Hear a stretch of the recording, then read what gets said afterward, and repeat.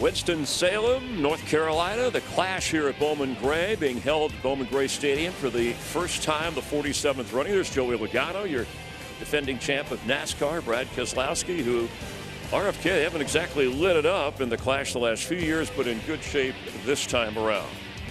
We welcome you back to our live coverage. Daytona 500, couple of weeks away, but next Sunday is the Super Bowl, and we know one fan more excited than others who's here. How are your Chiefs going to win it all? If that 15 jersey's on the field, put it in the bank. Kansas City, let's go. How about fan number 1, Clint Boyer? Good time to be a Chief. My Kansas City Chiefs. That was real bad. We all knew the outcome, what it was going to be. You've had some good looks, I'll tell you that. Look at that good-looking guy right there, and a smart guy. You see how smart he is right there? Look at him. He's from Emporia, Kansas, I believe. He's getting ready for Kansas City, but the Super Bowl's in New Orleans. The only reason he wore that is because he knew gosh, that they were going to show him on camera tonight, because Clint was looking for a Chiefs fan last night. He couldn't find one. You guys and your 49ers, you have no longer, you can't talk right now. I, as a Chiefs fan, 49ers, the Eagles are the team. No, he's a 49er. Yeah, well, that's all right. Yeah. But me being a Chiefs fan, I can still have the floor right now. The Chiefs all the way. I cannot wait to get down to New Orleans. You saw that loud jacket that I have. It's obnoxious. I know that's hard for you to believe, but that jacket has been to every Super Bowl the Chiefs have been in, and it's not going to change. I thought the jacket was tame compared to the hats that I saw there. The jacket is the only thing that's loud. So a lot of fans right there. are fed up. They're fed up with the Chiefs and Clint's love towards the Chiefs. So the Eagles and the Chiefs, you'll see it next Sunday on Fox pregame coverage. We'll get you ready for that. All right, back to tonight. Oh, yeah, don't forget. Yeah, we got Carissa Thompson, Rob Gronkowski, get you rolling before Terry Bradshaw and Kurt Menefee, Jimmy Johnson, and the guys will set you up. Live entertainment on the pregame show from New Orleans. Cannot wait. It's going to be so much fun. You can also catch it on Tubi, which is part of the Fox family. All right, Denny Hamlin, as they're shifting the lights here before the feature event. He's won the Clash 4 times, Daytona 500 4 different times. That's the driver, the owner with 2311. There's Denny with Michael Jordan, of course. And then there's the architect. Yeah, he has an interest in that. He helped design the new race shop and gave us a tour.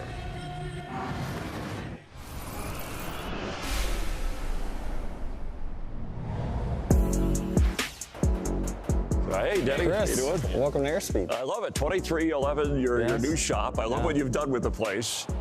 Yeah, we're here in the main lobby area. Got a couple of the cars, the 23 and the 45. Right. Obviously, we're expanding to 3 cars this year, so we don't have a 35 car yet. But so Riley Herbst, right, 35? 35, yeah. Okay. Every day I'm hustling. So clean in here. I love the open air feel. I wanted it to feel very sterile in here, and all the color being up top. That way, when you look down as a fan, you see the color of the cars. That's what really draws your eye. Whip it real hard, whip it real. I wanted it to feel like an arena, which is why we had the LED board up here. It's got some different information. It'll have like where we're racing this weekend, where the guys are in points, different stats and whatnot. So spotless too. It's like you could eat off the floors here. So. We never steal cars, but we deal hard. Every day I'm hustling. Check out the gym here. And the technology we have in here, monitoring guys while they're lifting weights, it's pretty cutting-edge stuff that I think is going to put us over the edge. I imagine Michael Jordan had some influence on making sure that guys are, in good shape. By the way, airspeed is just like 2311, right? Exactly right. Yeah, it's Jordan. A mix of the air and obviously I'm the speed. I got loyalty inside my DNA. These shoes look familiar. Yes, that's the Air Jordan 11 on the 23 wall. Interesting enough, I used to have my shoe collection on here, but when Michael came through, he didn't like that the shoes were too small because it was size 10. A little bit of a difference. So you have his size there, and it's the Jordan 11. I got realness, I just kill because it's in my DNA. You'll notice there's a theme here. You have the business side, which is Carolina blue, right? Because that's where it started for Michael, and then you have Chicago Bulls red because that's where it ended. So ended for him. They find the money, they spend it. The tour was fun, but now some hard-hitting questions I have for you. I can handle that. Let's sit down. You can buy me a coffee. If I can open the door. If you can get, security is tight, I know. In 2 weeks, the hard-hitting question is Denny closer to a championship or closer to retirement? He'll address all that when we sit down with him in the pre-race show for the Daytona 500.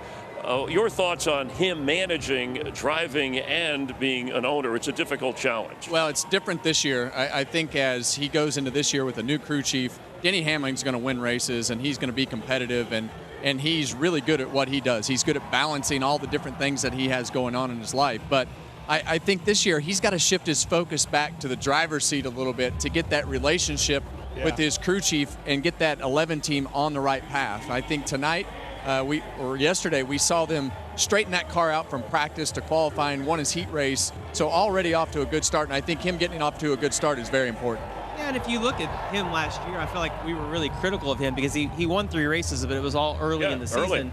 But when you look at his season overall, 2 top 5s in the last 3 races, he wins a heat race here. I mean, he's picked up right where he needs to with the new crew chief. And I know that he's busy, but he's made it well known that he deals well with chaos. Like, he wants chaos to stay focused. So I like where he's at right now. Well, certainly we know, just like you said, the more noise is around Denny, the better he performs. That being said, if you look at the stats, right, the sheer stats of and the way these teams look at the drivers, right, his numbers are right at the top, if not, in the top 4 of all the drivers in the sport. Then you look at the fact that he hasn't won a championship, and you look at last season in particular. The only thing he didn't do was make those playoffs. He stubbed his toe when the time was right at the end of the race, at the end of the season. He's got to clean that up, because I'm telling you, the time's ticking, and we need Denny Hamlin as a champion. And the only thing that's going to make it so that all the chatter goes away is to win the championship. That's right. Yeah. That's the only way that it goes away. And he's well aware. So let's talk about the team. By the way, the lights flickering. They're doing driver introductions behind us. We'll hit some of those in just a moment. But how about the team? They're going into their 5th year. They finally got a driver in the championship 4 last year. Building. They're building. Michael Jordan has high expectations for the team. Where are they? Well, I think they're in a good place. Again, they just added another car, right? You got to get their strength in numbers in the NASCAR. We know that. We see it week in and week out with every organization. So adding him, I think, it gives you more capital, operating capital, more people to get the job done all the way through. Yeah, they're in a really good place. If you look at the numbers across the board, every year 2311 has gotten a little bit better, whether it's lap sled, top 5s, top 10s, everything that the teams use to calculate their performance, they keep getting better each and every year. And the race shop they don't want to call it a race shop, it's more an environment, but it's state of the art. Yeah, it's and awesome. Fans can go on a tour there and enjoy it. I wish we had time to give you a tour of Bowman Gray, but they'll take you through the race, 200 laps as we get you ready to the start of the race. There's William Byron. Yeah, I think William, he's kind of in that same conversation that Denny's in, right? Like, we've seen him win races, we've seen him be competitive. Now he's just got to get over that hump with the championship, and it's all about getting the year started off right, finding out where the speed is, and they have to work towards maintaining the speed that they start with, but also building towards the end of the year to find more. Yeah, a lot of noise right here with Alex Bowman, last year. Like, is he going to be back with Hendrick Motorsports? He shuts everybody up by going out and winning at Chicago, and he is one of those guys, I feel like, that is not, like, real loud. He gets his performance, gets everything done, but really quiet about it. You got Bubba Wallace. Watched him last night. I was impressed with that 23 car. Had a lot of speed with 2311, just like his teammate Tyler Reddick. New crew chief as well, and that goes right back into the conversation of change and how do those guys get started off on the right foot. And I think that's important for Bubba as well, to have that confidence in the changes they made.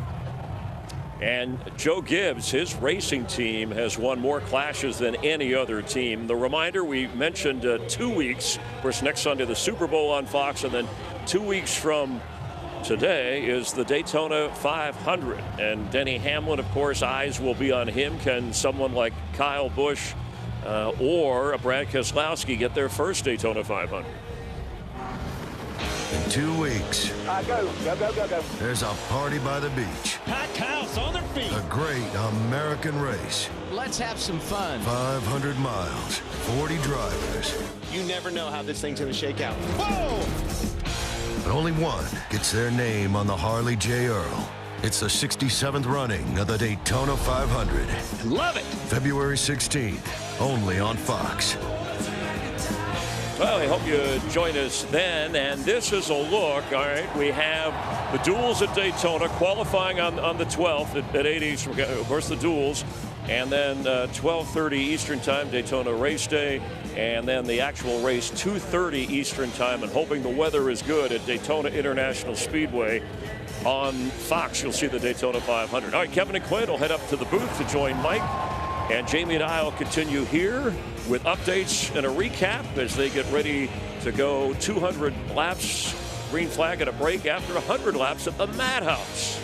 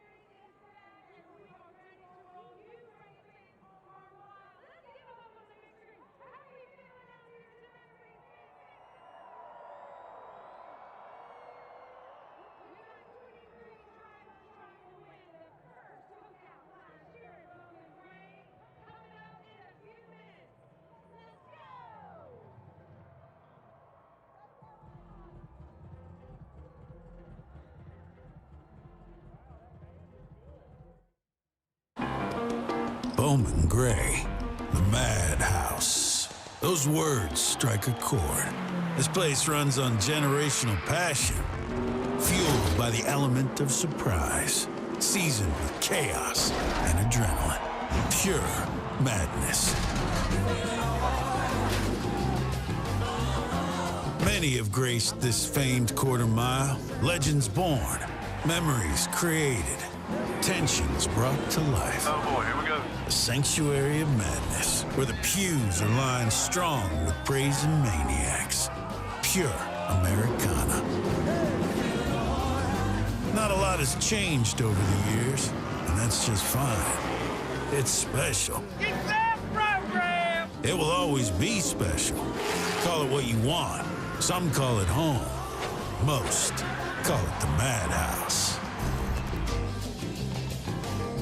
Bowman Gray Stadium, Winston-Salem, North Carolina, the perfect blend of grassroots, old school racing with the Generation Now driver, the first ever Clash here, the 47th running of this kickoff event. Jamie McMurray, Chris Myers getting you ready. We'll be going up to the booth in just a moment. So we've experienced this weekend. And boy, it feels like I'm in my neighbor's garage or on top of things when you come through here. But the fans, I guess, is that what makes this the Madhouse along with the drivers? Yeah, I mean, without a doubt, you watch the videos there, Chris, of the cars wrecking and the drivers getting out. But what you can't hear are the fans cheering. I'm telling you, I've never seen interaction at a racetrack the way that I have here. You either get thumbs up or flipped off. There's no in between, and it doesn't matter if you're 6 or 60. They're all doing it. So it's really cool to see them get into this. And I think that's what fuels the drivers when they get out and they go and they have, a confrontation with someone else. When those guys, the fans start cheering, it just fuels that even more. Yeah, they encourage a little hostility on and off the track. Let's hear from some of the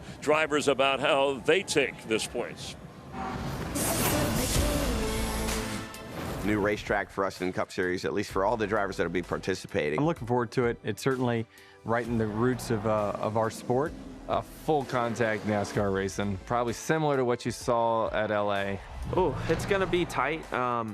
It's a really narrow racetrack, so not a lot of room to make passes cleanly. It'll be intense because, it's so narrow, and it's going to be way harder to pass there than the LA Coliseum track. You're basically racing in a parking lot. It's really tiny, so when you put all of us out there, there's going to be contact in every corner at some point. Yeah, I think you're going to have to move people out of the way, so obviously feelings are going to get hurt. Bowman Gray is known for people rooting and gouging and fighting, and I wouldn't be surprised at all if that's how it goes down. The racing surface is super narrow, so hopefully it's none of the madhouse highlights that we're all used to. It's not a matter of if, it's a matter of when, and the hostility or the aggressiveness, right? We saw some of that already in the last chance qualifier. How much will we see in this? How soon will we see it? Well, I think it's going to start off calm. We saw that actually at the start of the LCQ, but what you're going to see here is if we get into a long green flag run and guys start to get lapped, that's when all of a sudden the aggression is going to come out. You need a caution to come out. You're going to have to move somebody out of the way. As this gets closer to the end, fully expect to see the madhouse come out. Yes, and your restarts, green flag racing is what they want here. Let's check in with our pole sitters with Jamie Little. And that would be Chase Elliott, 7-time most popular driver in NASCAR. And tonight you are the pole sitter. We just watched the LCQ, though. The action that we saw, Chase, what do you anticipate from this one? It's much longer at 200 laps.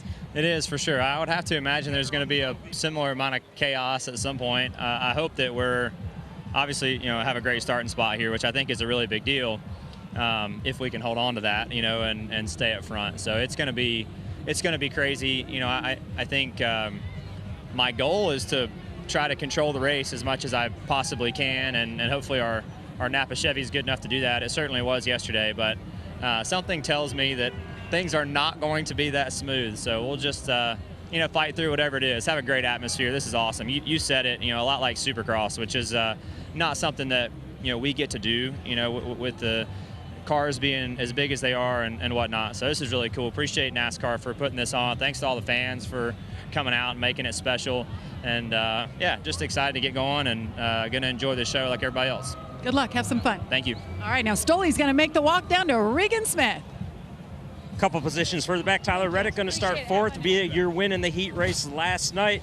Tyler, how do you get this car 3 spots up towards the front to get the win for your car owner, Michael Jordan, tonight? I think just trying to be smart tonight. It's going to be easy to lose your cool. We saw a lot of that already over the last 2 nights. So obviously, and on top of that, it's going to be 100-lap runs here on these Goodyear tires. So trying to understand that this first go around to know what we need for the second time. All right, good luck tonight. Thanks. Chris? I love the way the drivers are embracing this, and boy, it's interesting.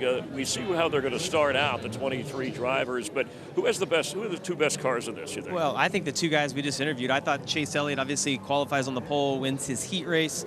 He looked like he had a really good car, and then Tyler Reddick, it looked effortless. I mean, he was able to check out and win that 4th heat race, so both of those guys are going to be good, but this is going to come down to those last few restarts, Chris, and who gets shuffled out. We saw guys look like, Larson in the LCQ looked like he was in position, got shuffled out because of the way the cautions fell. So having the best car doesn't guarantee a win, particularly at this racetrack. And the other thing is they talk about these longer runs. There is a little bit of tire fall off, and nobody's been past 50 laps or 45 laps on a set of tires. So we're going to find out together. That's what we've heard about, aggressive tire fall off. And if it's a driver you're rooting for, a manufacturer, by the way, Chevy has won the most clashes, but they've only won 1 of the last 11. It's the madhouse ready to go crazy here.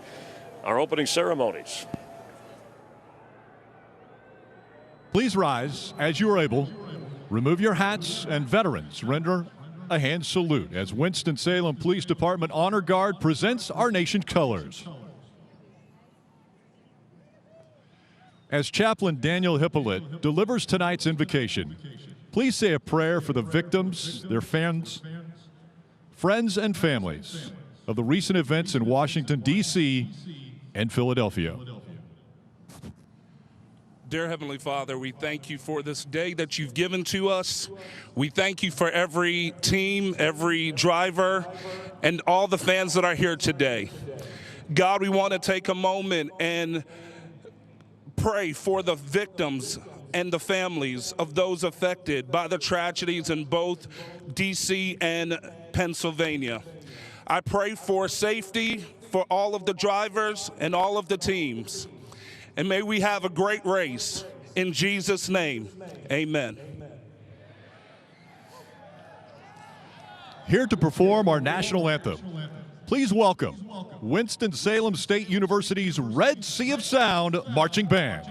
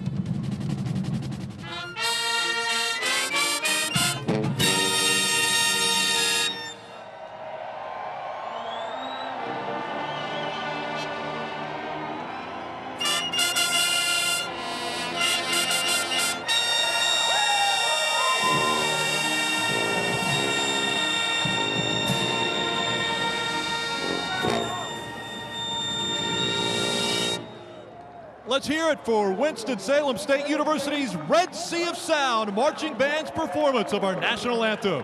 An old Along school with that great flyover quarter-mile track. 23 drivers, 200 green flag laps at the Madhouse. The Clash is live on Fox in a moment.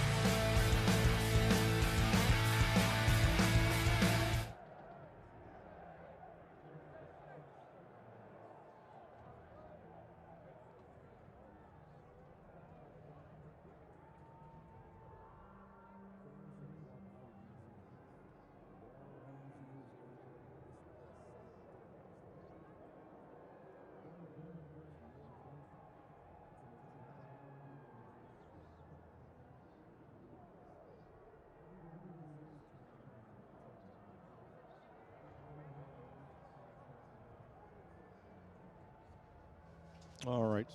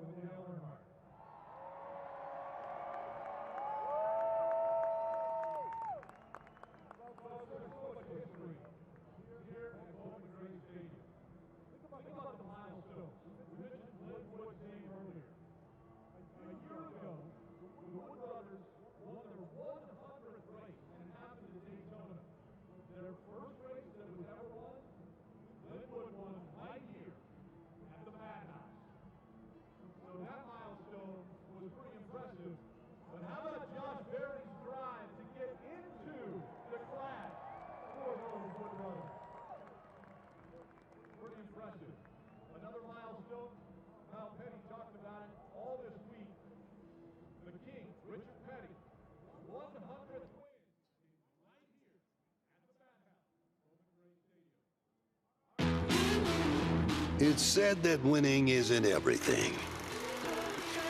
It's the only thing.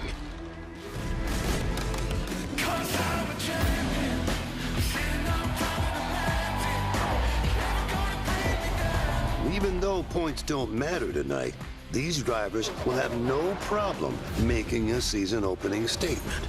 I remember that. When the sun goes down and the lights come up, there'll only be one way out of this madhouse. He just drove through you. No one's here to make friends. It's called the Clash, after all. Run me in the fence for shit. There's only one way to survive this short track. That'll be to push your way to the front. Bunch of freaking hacks. Into the void, we ride. Welcome to the Clash at Bowman Gray.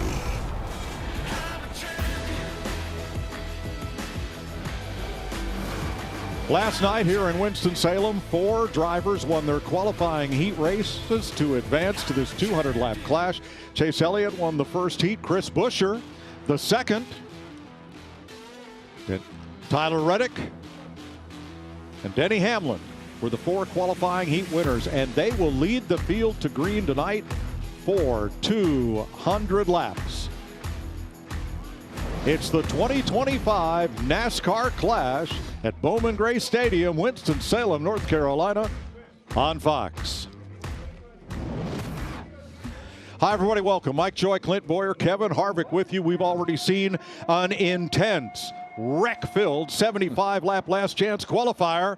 Did the drivers in the feature learn anything from that? If so, what, Clint? I think they learned where the term madhouse came from. That's what they learned. That's what we all learned. Last chance qualifier. That was everybody's last chance to make this show. Some did, some didn't. They were beaten, they were banging, and we knew it was for good measure and knew it was coming. The inevitable of the madhouse is here. Well, they also learned that you're going to have to use the front bumper, and you need to use it right now. The urgency to gain a position needs to happen immediately, because if it gets strung out, you're going to have to have a good handling car to keep up with the guy in front of you. And if you don't, you have to take advantage of that track position and get it with the front bumper. And to that point, Kevin, I don't think you can always count on those cautions coming. Once the cautions do start coming, then they continue to happen. You can't get away from one another. But once it gets spread out, to your point, that opportunity is out the window. But they're going to catch the back of the field this time, Mike, at some point. Yes.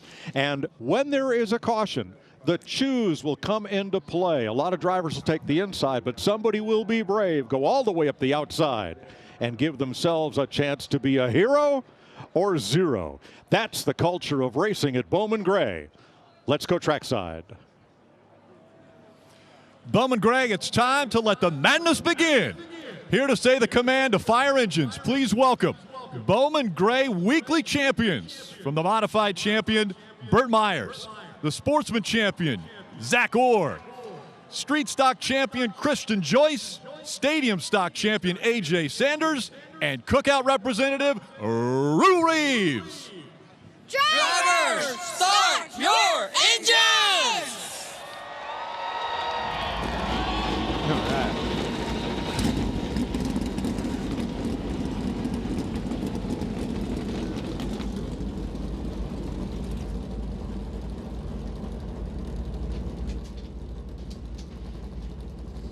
Here is the starting lineup for the Clash at Bowman Gray. Your 4 heat winners, we introduced them to you. They have the first 4 rows.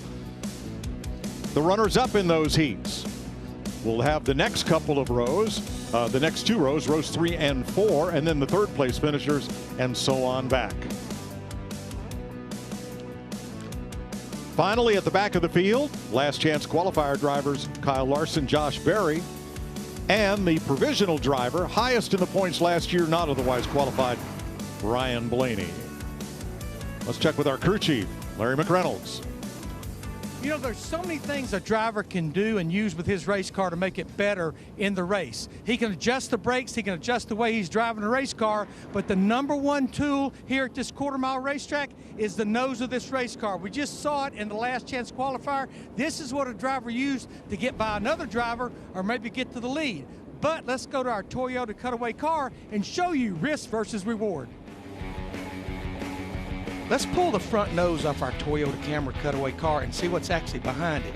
You'll see aluminum bumper structure. It's meant to actually collapse. Between it and the front nose, energy absorbent foam. As these drivers start beating and banging, as we saw in the heat races and the last chance qualifying, what happens, that energy absorbent foam starts to collapse. And when it starts to collapse, the nose starts to cave in, and the effect is, see the gap that's created between the nose and the front splitter. That hurts the handling of the car. It hurts the front downforce. The car doesn't want to turn. And guys, where this really comes into play is when the cars get strung out and the car's in clean air. Thanks, Larry. We saw evidence of that in the 75-lap last chance qualifier. Ty Gibbs, Kyle Larson. Everybody got a piece of somebody. Yeah, it's definitely when you hit them really hard and it separates from that splitter. Those are more head-on hits right there where it damages the front of the splitter. But when it gets that gap and the air starts to go over the top of that splitter down under the car instead of under that splitter, it starts to affect the front of the nose. Even at a racetrack like this, and like Larry said, more so when the cars get spread out and you really are struggling with the handling on the car. Who are we going to dial up tonight? Let's dial up Denny Hamlin. Hey, Denny Hamlin, Kevin Harvick up in the Fox booth. You got a copy? Yes, sir. Well, buddy, you had a good run in the heat race last night. Gave yourself some track position. You're really good at these styles of racetracks. Tell us what we could expect tonight. You know, I think this probably will be the calmer of the races we've seen so far. Simply because there's not a cutoff spot. There's no go or go home spot. You know, we're all in the show at this point, and I think guys are going to be a little bit more strategic with the moves they make and trying to get to their finish up front. That's going to be a task in itself. From the driver's standpoint, we hear a lot of talk about tires. Are you going to conserve? You're always pretty good at that side of things. Is it something that you're looking after or just protecting your car? I think tires are a big deal. I think how you treat them, you get what you give when it comes to them. It's a great tire that we've used at Martinsville. Really promotes drivers and their input. So hopefully we end up on the right end of that. All right, man. Well, good luck. That Sports Clip Camry looks pretty good out there. Have fun. Thanks, guys. Last year's Clash winner out in Los Angeles, Denny Hamlin. Let's go to pit road, beginning with Jamie Little. Mike, Chase Elliott was class of the field last night, led every lap and won his heat race, and that put him on the pole for tonight's race. Well, I just talked to him moments ago, and he is fired up. This is the happiest Chase Elliott I've seen in quite some time. But keep one thing in mind. Hendrick Motorsports has failed to lead a lap in the Clash the last 3 years. Now, he feels like he has a car good enough to change all that. And, hey, he's trying to get his first win in a Clash ever. Regan Smith? Well, Jamie, for the past 3 seasons since we have run the Clash on a quarter-mile racetrack, Chris Buescher has not been in the main event. This season, though, very different. Fast in practice, fast in the qualifying, fast in heat races. As a matter of fact, he won his heat race in the main. He will start second tonight. He told me earlier, I've got tons of stuff to worry about in this race. How do I get to the bottom? Tire fall off? What's going to take place as we catch the back of the field? But all of that doesn't matter because I'm in the main, and that's what I'm most excited about tonight. All right, let's check out our onboard cameras. The HendrickCars.com camera riding with Kyle Larson, the number 5. Tyler Reddick with the Toyota onboard camera, number 45. Tyler handily won his heat, and here is Kyle Larson. Now, where Kyle Larson is starting, which is pretty much out back, that is only about 15, 18 car lengths away from the race leader. It's a great point, Mike. Yeah, and that's something that these guys haven't dealt with yet this weekend is, if they get in a long run, that leader catching the back of the pack. And I know that's something that you and I have been talking about. We think is going to be exciting because it puts the pressure on the guy that you're getting ready to lap to do something to the guy in front of him. Oh, it certainly is. But go back to Kyle Larson for a second. We said it earlier in that LCQ. Hit that 75-lap practice session he just got. That was extreme racing conditions. He saw a little bit of everything in that. I look for that 5 car, believe it or not, to be able to move up through the field a little bit here tonight. And Josh Berry in the 21 Wood Brothers car. That was another car that got a big-time education for 75 laps. Also, let's go back to this 200 laps with a break. I think this first 100 is probably going to be minding your P's and Q's until we catch that lap traffic like you talk about. But hey, man, it's the Madhouse. Who knows? I think, like the last chance qualifier, it's going to be all about the restarts, and lane choice is probably more important here than anywhere we go. We listened in on Chase Briscoe. All right, man. Let's just go and have fun out there. Nothing to lose here, so... Yes, thank you guys. Appreciate all the effort and all the work over the offseason. Appreciate everything you guys have done to get me up to speed and company in this thing. So. He starts 6th. Pace car tucked away behind the turn 3 barrier, so we are ready for 200 laps. Elliott's Chevrolet, Buescher's Ford on the front row, and 17,000 fans on their feet. The Cookout Clash is underway.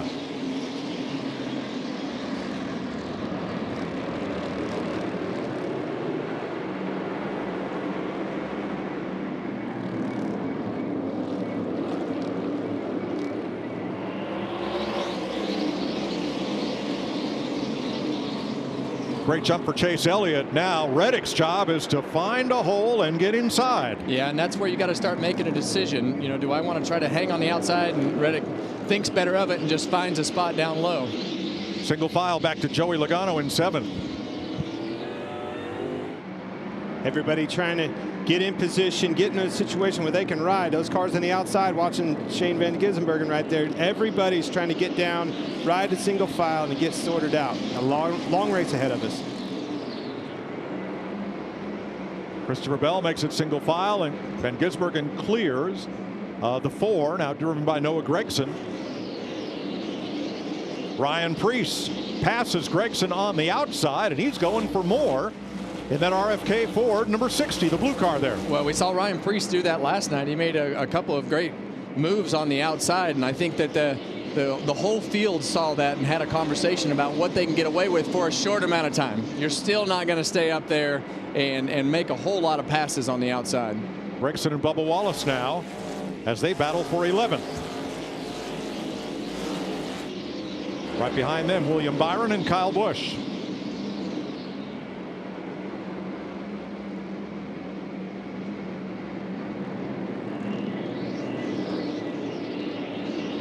You can just see how tight the racing quarters is. In particular, you see that wall off of 4. I cannot stress enough how little room there is off of turn 4 with 2 cars side by side.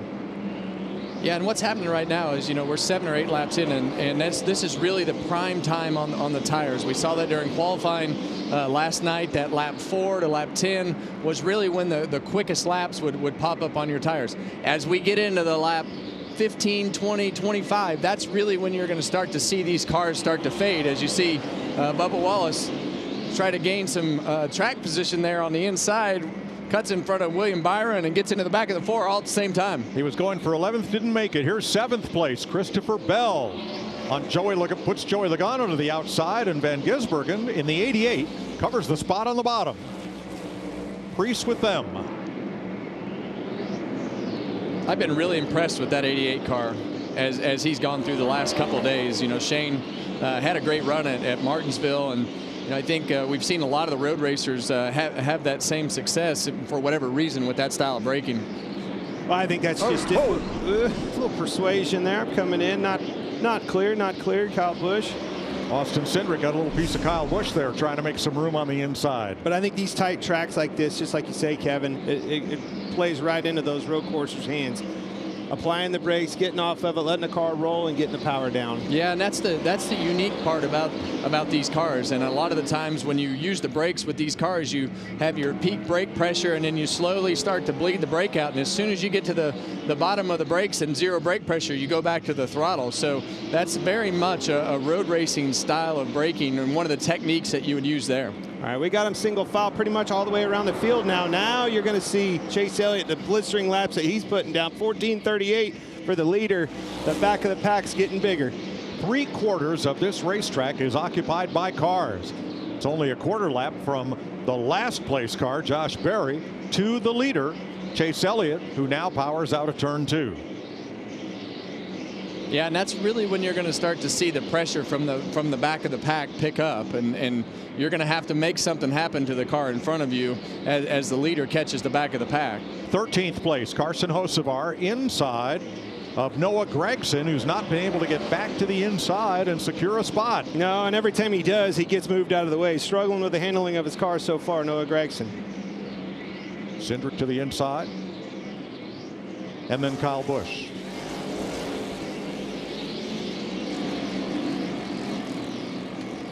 We talked to Noah in our pre-race show there as you see him up on the outside of Kyle Busch, and a little bit of tire smoke, but that seems to be the norm as we go around Bowman Gray Stadium, tight quarters. But I'm really excited to see Noah as he goes through the year. I felt like his progression at Stewart-Haas Racing was really good as a race car driver. Oh, whoa, Kyle Busch around. That was Van Gisbergen. That's right. That's right. Gregson to Busch. And he better get that relayed, because this retaliation could be different to the wrong guy. Let's make that Daniel Suarez the meat in that sandwich. And Kyle Busch to the backstretch pits. No infield pitting on this quarter mile. All of the pits are behind the Winston-Salem State Athletic Building. That is Suarez in the middle of this. Let's see how it unfolds.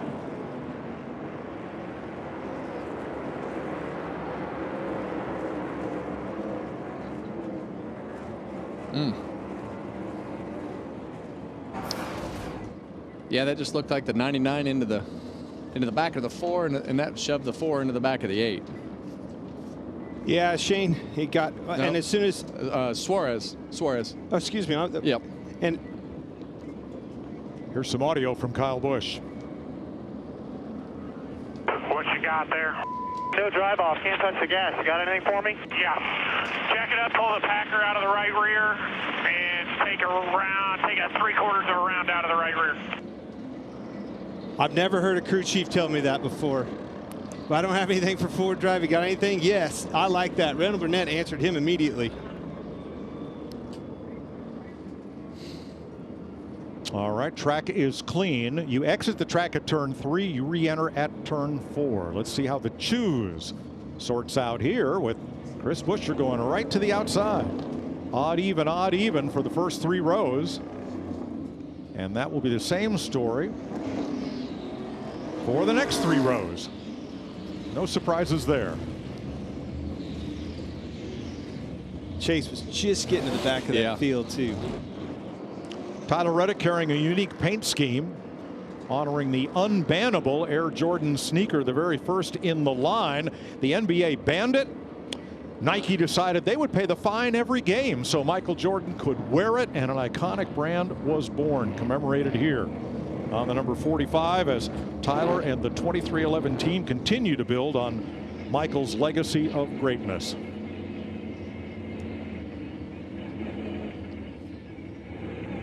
Well, Tyler had a great heat race last night, put himself at the front of this field, and you know, we saw so many of these cars make great adjustments after that first practice session and second practice session into qualifying, and had a whole different group up front. So it'll be interesting to see how this night progresses.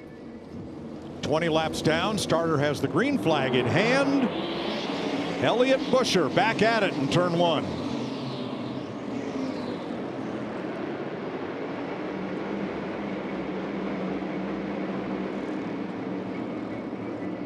Quickly single file the front 4 back to Briscoe on the outside of Keselowski for 5th. Yeah, and that seems to be the normal trend on the restarts with the first, second, and third. Second gets that gap in between the lead car, and the third place car is able to make a decision. You go tucking in that hole or trying to race the leader on the outside.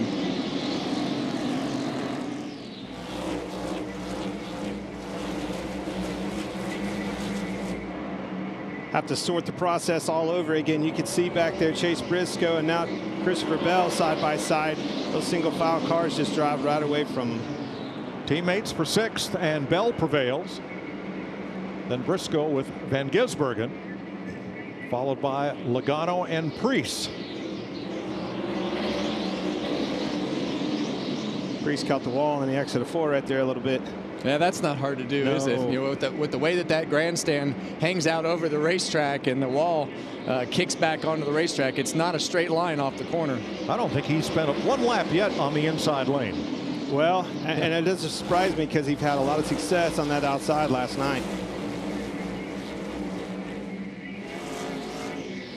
Bubba Wallace looking to the inside of Priest there. 23. That is for 10th place. Yeah, and you see those 4 cars up on the outside right there. And really, when we came here, we expected there to be no outside groove. But as these guys have gotten more comfortable with the racetrack, you see Priest hit the wall again. They've become more comfortable to protect themselves up there on the restarts. He hit it hard enough that time. I'd be surprised if it didn't bend the toe link suspension piece in the right rear. Hocevar moves on past, and Priest demoted to 12th place. Here's the contact. Oh. Yep, hit it twice. Right there where the grandstand juts out and the safer barrier with it. I think jumping out's an understatement in that corner. That's, what is 3.5, 4 feet? Well, that is part of the historic character of this place. The safer barrier's new, but that grandstand and the jut in the wall is not.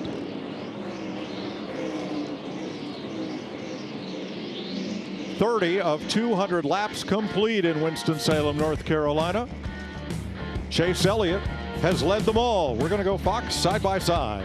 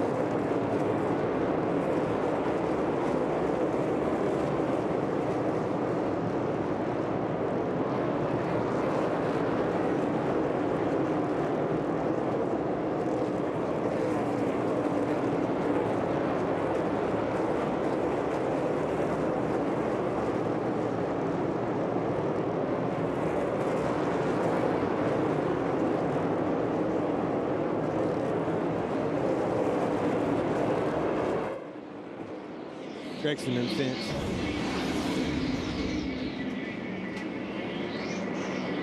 .41 laps complete. Chase Elliott has led them all from Chris Buescher and Tyler Reddick.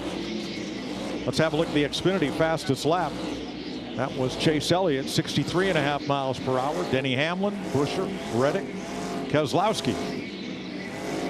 Elliott's now led more laps tonight than in his entire career in the Clash. Yeah, his car looks really solid. The car I'm looking at, though, Kevin, Tyler Reddick in that 45. You can see him getting closer to Buescher. The car just looks like it rolls the center of the corner with a lot of speed. He's able to rotate and put the throttle down. Yeah, and right now we're about 0.6 of a second of fall off, and I predict that that'll get probably up to about 0.8, 0.9 of a second. So as we see that, you're going to start to see some cars get to be really ill handling as we get into this 50, 60 lap part of the session, and that's where you're going to see stuff like this with Ryan Blaney on the back of Ross Chastain pushing that bumper because we got to go as that leader's catching the back of the pack. All right, Elliott is going to start lapping cars soon. Let's check with Jamie Little. Well, Mike, we haven't talked a whole lot about Ryan Blaney, and that's for good reason. Last night when they unloaded, he just wasn't happy with the race car, and then add insult to injury, they were smoking after the heat race. They brought it in, couldn't figure out, couldn't diagnose what was wrong with it. Well, this morning they came in and they realized there's a hole in the oil cooler, so they had to swap that out, swap out the radiator. So he dropped to the back in the LCQ. He ran some laps just to make sure all things were good, but still not to his liking as he runs right now 17th. Blaney started 23rd, up to 17th in less than 50 laps. Now our race leader, Chase Elliott, he is only about 3 or 4 car lengths behind Kyle Busch. Remember, Busch made a pit stop on the caution at lap 21, trying to improve the handling of his car and the drive off. He hasn't gone anywhere. Yeah, he's dead last right now. So, you know, the handling is not to Kyle's liking. It sounds like up off the corner, he's just struggling. Yeah, but you go up right in front of him, and there's 4 cars that are battling. I can promise you, those spotters are telling him the leader's coming. He's in your mirror. He's in your mirror. You got to go. Yeah, and that 4 car right there has found his way all the way to the back of the pack after starting towards the front. So he's in trouble. And that's exactly what you see these guys doing. Gilliland, he's already pushing Gregson. Leader's on me. I got to go, bud. Sorry. Todd Gilliland got in the wall coming off turn 4 about 4 or 5 laps ago. But the leader is there. Chase Elliott about to begin to lap cars on this very tight, flat quarter mile built around a football field. Now we're going to see what Chase Elliott has. Not a scratch on that race car. Been smooth sailing so far. Now he's going to be mired in traffic. What do you do, Clint? Are you going to be aggressive and start using a bumper? How long do you wait? Because usually in these situations, if you're not aggressive and you're not trying to go forward, it stacks the second, third, fourth place car up. And that gap closes up really quick sometimes because the guys in front of you are going to start getting aggressive and trying to make spots. Well, sometimes, isn't that leader, as you keep putting pressure on these lap cars, they do the work for you. And as long as you can follow suit, in other words, when they move a car out of the way, you go with them and just continue on. Elliott's been able to maintain pretty good gap over Chris Buescher, just about 1 second. And now with a lap car between them, Kyle Busch has been able to pretty much maintain pace.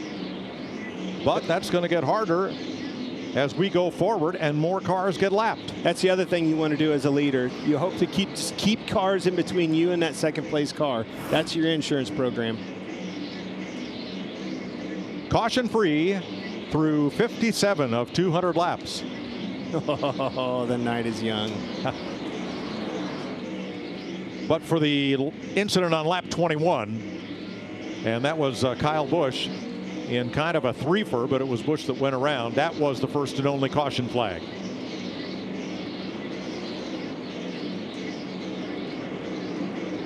Blaney picks up 1. He's up to 16th after starting shotgun on the field.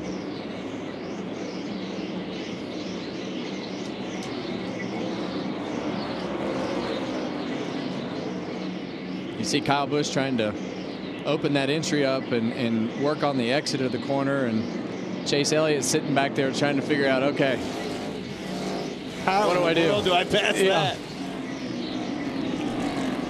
I also see Buescher not applying the pressure to Elliott, and now all of a sudden you see Reddick on the bumper of Buescher.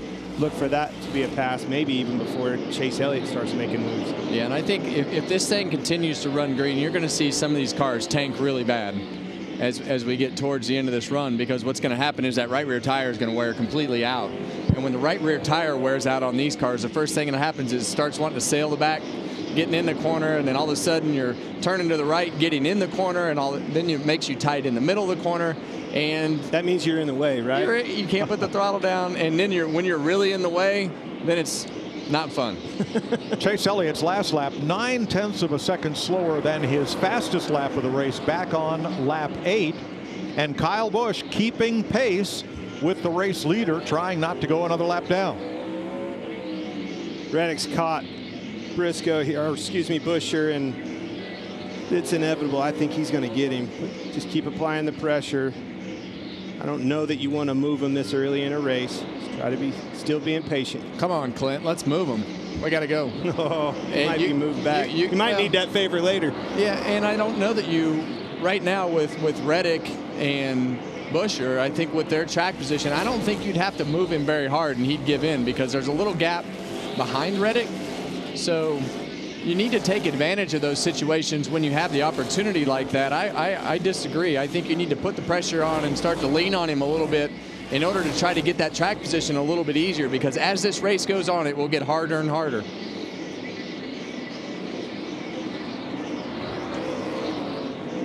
Biggest mover so far that I see is this car right here, Ryan Blaney, up 8 positions already. He's made some moves and doing it pretty easily too.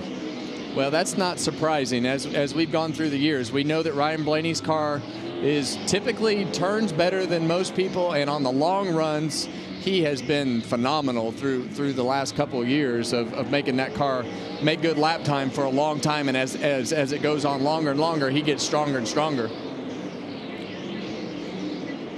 70 laps complete. Chase Elliott has led them all from the pole. Chris Buescher in second. Tyler Reddick, Denny Hamlin, Christopher Bell, the top 5 as we go side by side.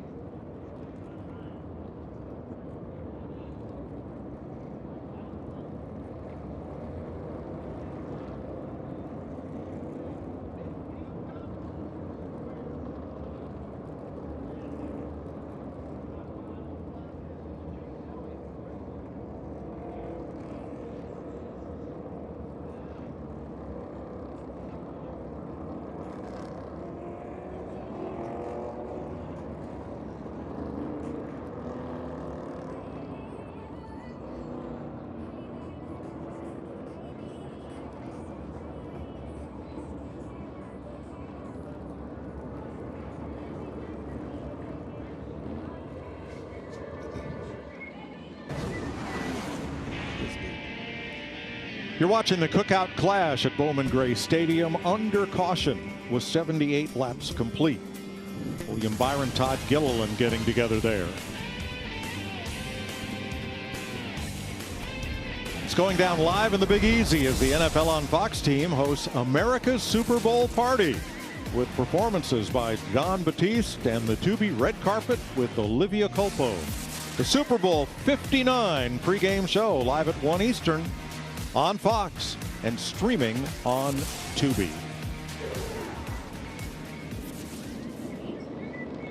Did you pay that guy, Clint? Or that guy? Or there's 2 of them. You don't have to pay him, buddy. Look at this. All right. Here's why we're under caution. Off turn 4.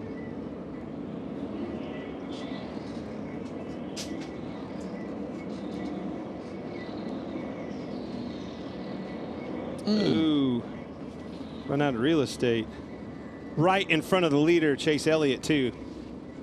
That's how fast things happen. That could have wiped your leader out. So close. Jamie Little, how's the 24? Well, I was listening to his radio mic, and he said up to that point his steering was really stiff, so having a hard time turning that race car. And you saw it looked like he had some damage. They brought it in.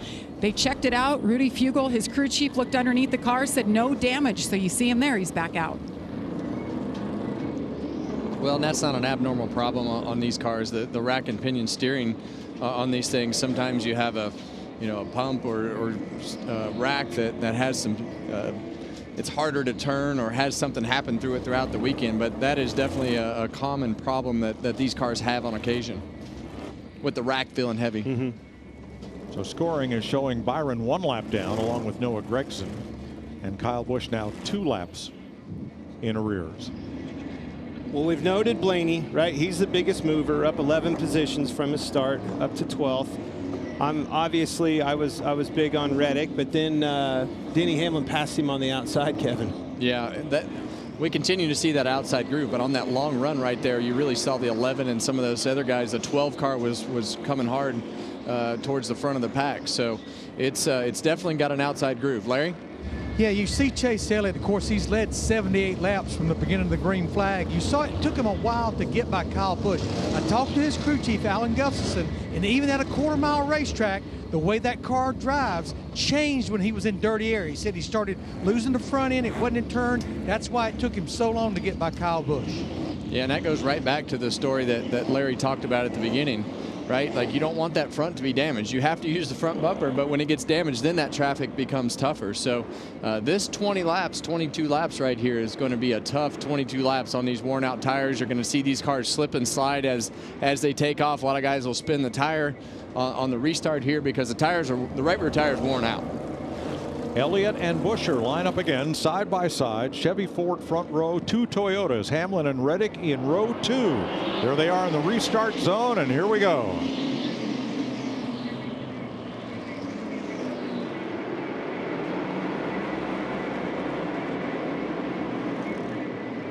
See the 9 up the hill a little bit. Oh, Bell gave Buescher a bump, and Bell got bumped by Briscoe, and here comes Hocevar inside 3 wide with the 77. Well, here's where it gets tight off the corner.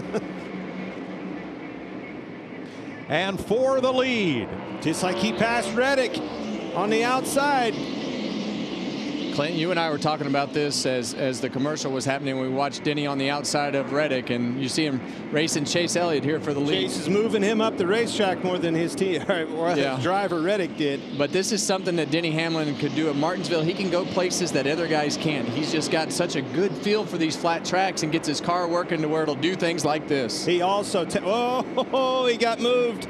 Chase Elliott ran him way up the track there. He's still on the outside. The other thing he does, though, as part of that equation is saves his tires. Deep into these runs, always look for Denny Hamlin to be there. He might go through him this time. Yeah, Hamlin drops in second, right up against Elliott's bumper, lets him know he's there. Reddick in third, Buescher in fourth, Keselowski and Bell. Well, we talked a lot about Denny Hamlin as we went through the pre-race shows and through practice, and he struggled in the first practice. We're like, oh man, he can't get off to a good start. Wins his heat race, running up in the front now, and it looks like Denny Hamlin and Chris Gale have got this 11 team under control for sure.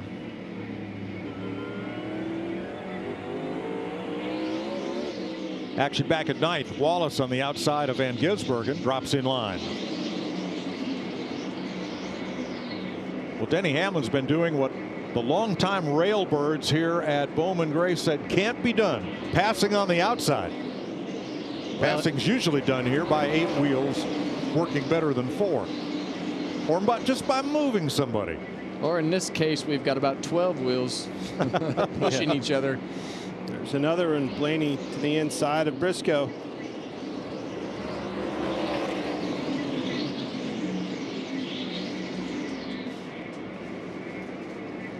Chase Briscoe lost 6 spots since that restart. Now, when we get to lap 100, NASCAR will throw the caution and we'll have a halftime break.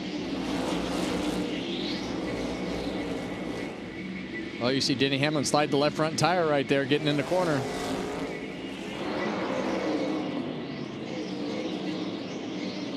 I think he abused those tires a little harder, a little more than he wanted to, trying to race and outduel Elliott on that outside.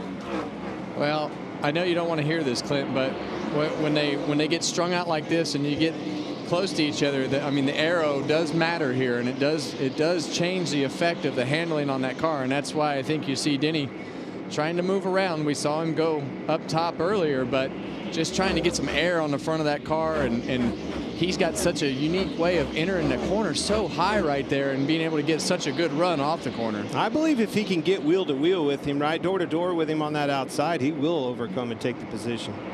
8 laps to go to halfway. He can take the exit away from him, but you got to be door to door to do that. Tyler Reddick looking on back here at 11th. Ryan Blaney continues to march from 23rd now up to 11th. He has climbed through half the field. Yeah, and I think Denny Hamlin right here really wants to take control of this race. If he can make this pass before halfway, that opens up a lot of doors for him to be the leader on the restart, the inside on the restart, take advantage of everything that he's got going with his car. And so I think he needs to press as hard as he can for these last 5 laps to try to get that lead. Well, I think that's how he's going to be able to pass him too. I think it's going to be pressing on the bumper of the 9 car, just like you see right there. Hamlin won the Clash last year in California, and his new crew chief, Chris Gale, pretty much dominated that race with Ty Gibbs behind the wheel. 4 to go to halfway when they come past start finish. There he is, looking to the outside again. He's got a good run this time. There you go. There it is. Surprised Hamlin him. puts it to the inside. Got him looking. They trade paint. They're dead even at the line. Showed him that outside. Boom. Dove to the inside. It'll be 2 to go this time to halfway. Elliott looking back on the inside. We've got a new leader for the first time today after Elliott led 97 laps. Denny Hamlin pulling away, and now Tyler Reddick to second.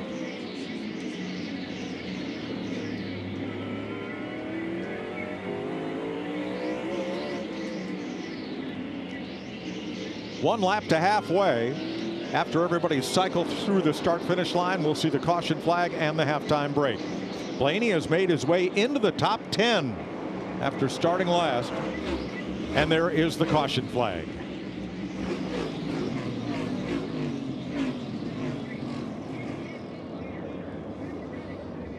Chase Elliott led 96 laps. Denny Hamlin has been out in front for the last 4 with Tyler Reddick in tow.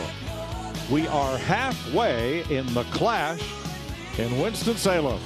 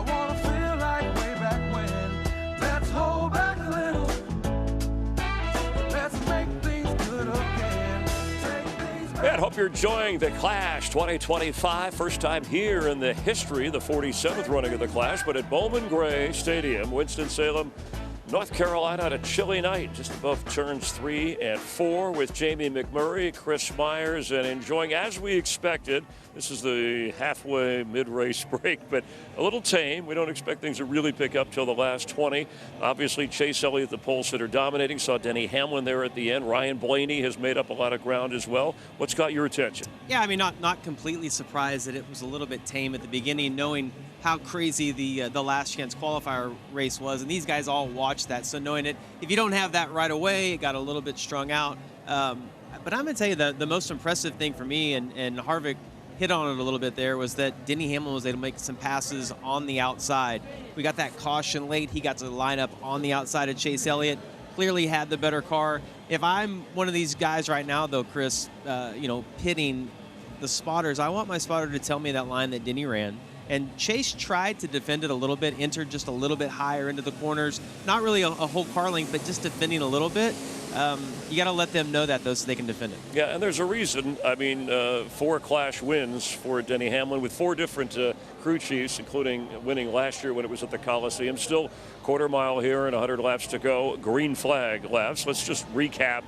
As we said, tame, but take us through, Jamie, starting obviously with Chase on the pole. Yeah, you see Chase was able to get a good start, and we really saw those top 4 car guys, or the top 4 guys line up and get out. Now, Noah Gragson, we interviewed him earlier. You see him get into Kyle Busch. That actually came from another hit behind Noah Gragson. He struggled a little bit in this race. You see right here, Chase Elliott was getting ready to lap Todd Gilliland, William Byron. That wall is not straight. We highlighted that. Caught William Byron off guard, got him spun around. Blaney, though, has been a good car. I've watched him. He's been able to pass. We know he started at the very back, has been able to make his way up a little bit, and then you see Denny Hamlin with the win there, the break. So we saw Hamlin, Blaney, and you've also mentioned, hey, there's a good look on a clear, cool night here. Look above. Who else can make a move to challenge, whether it's Hamlin or Chase Elliott here in these last 100 green flag laps? Yeah, I mean, I like Reddick. I know that Denny was able to get by him, maybe a small adjustment. It looked to me like Reddick was pretty conservative right there. So I'm looking for him to be good. And also, I mean, Chase Elliott was really good at the start of that. It seemed like the last 20, 25 laps, it faded a little bit for him. We're going to have more cautions, though. And I say that because having more cautions, you're not going to maybe have quite the tire fall off that you had in that first run with all the green flag laps. Yeah, it's worth mentioning of the 23 drivers, only 7 of them have actually raced here before this weekend. Obviously, the heat races, etc. All right, let's check in with our team of pit reporters. And first, I think we'll check in with Jamie Little. Jamie? Yes, Chris. Well, we've talked all night about how unique this place is, a quarter-mile track. Well, how about the setup outside the racetrack? Close confines here, but it makes it easy for all these crews to work. You see over to my left, all the haulers are there, and then you veer over here to the left. It's like the makeshift garages. All the pit boxes are lined up, all the crews working, and what you're looking at right now is pit road. They're actually making their adjustments, working on the race cars right now. Now, keep in mind, the pit crews are not here because they have plenty of time on these pit stops. They don't need those guys until we go to Daytona in 2 weeks. So what are they allowed to change on the car? For that, let's go to Regan Smith. Well, Jamie, it was quite the scene. Obviously, these stops are going to be timed, a certain limited time that the crews can work on the race cars right now. Everybody's trying to make adjustments, trying to make their cars just a little bit better. Many of the adjustments they can make very similar to what they would make at a normal race weekend. Air pressure, maybe some shock adjustments, maybe a little bit of track bar, which can make the car looser, tighter, some wedge, which can do the exact same thing and adjust how the springs are in the race car. Larry McReynolds, though, I got a question for you. They are not going to be fueling these race cars tonight. If these guys are already tight, typically the fuel helps free the race car up, make it turn better through the corner. What are they going to do if they're already tight and they can't put fuel in these things? Yeah, obviously when you don't put fuel in the car, then the nose, you gain front percentage, and that makes the car tighter. So what they'll have to do, even if their car was driving good, Regan, they're going to have to make adjustments, go on those 4-sticker tires and not dumping fuel. But the biggest challenge for these teams right now, and I've heard it for the last 2 nights, is getting the car to rotate more through the center of the corner, but don't hurt the drive off. And that absolutely is like walking a tightrope. It's normal adjustments you would make on a normal pit stop, but I guarantee you they are thinking about just what Regan Smith said, Chris, not dumping fuel, but putting 4 fresh Goodyear tires on it. All right, well, thank you, Larry. If you're wondering who that was, it's Larry's private security standing by right next to him. He's getting showing us how cold it was here. Yes, just to make sure. All right, let's head back up to the broadcast booth at Clint Boyer. All right, guys, I want to talk to Ryan Blaney. Hey, Ryan Blaney, it's Boyer and the boys up in the Fox booth. You got us? Yes, I do. What's up? Man, what's up? Holy cow, you're all the way up to 10th place already, all the way from the trunk. Tell me about your race car. By the way, your car doesn't have a scratch on it. Everybody else's is beaten, battered. Yeah, I've tried to keep it as clean as I can. But yeah, I mean, our Great Lakes Menards Ford Mustang is pretty good. We made big improvements from yesterday. I didn't think we were great in practice in the heat race, and the 12 boys really put their heads down and got it better. So, yeah, that was fun. Hopefully this thing can, continue to log laps, and I feel pretty good on old tires. But hopefully the fans have enjoyed the show so far. I know if I've had fun, so the last 100 should be just as entertaining as the first, probably a little bit more. Well, all right, I like that. Stay on that path. Preview this last 100 laps for me. What are you expecting out there? Well, I hope to get, well, I'm already halfway there. I hope to get the other half here in the second half of this race and contend for the win. But I'm sure there's going to be a lot more contact, obviously, as these things come to a close, tempers run thin. Honestly, I thought the first half was pretty tame. So, but it's been racing all around the track. So cool sold-out crowd here at Bowman Gray, and yeah, prepare for some fireworks. All right, Ryan, we will do. Thanks for your time. Hey, Clint, and all you drivers, too, 1 week after the Super Bowl, drivers will start your engines for the Great American Race on Fox. Daytona 500 will launch the 2025 NASCAR season in full gear. It's February 16th only on Fox, 12:30. Pre-race for 2 hours before the start of the race. William Byron, the defending Daytona 500 champ. Clint Boyer asked us to show him every chance we get. And both of them are getting on my nerves, I got to tell you. All right, we'll continue in a moment.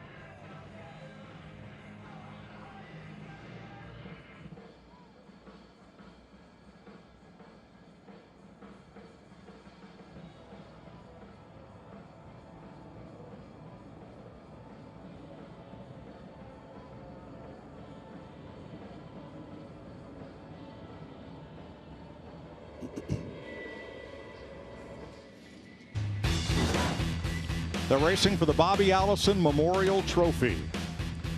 Allison won the final Grand National race held here in 1971, but Richard Petty protested, saying that because Allison was in a lighter, shorter wheelbase Grand American car, well, that shouldn't count as a Grand National win. NASCAR agreed, and Bobby Allison ended his career at 84 wins. However, shortly before Bobby's passing, NASCAR's Jim France and Mike Helton came and said NASCAR has adjusted their record books and credited Allison with first place in that race and Grand National points and the 85th win that went with it.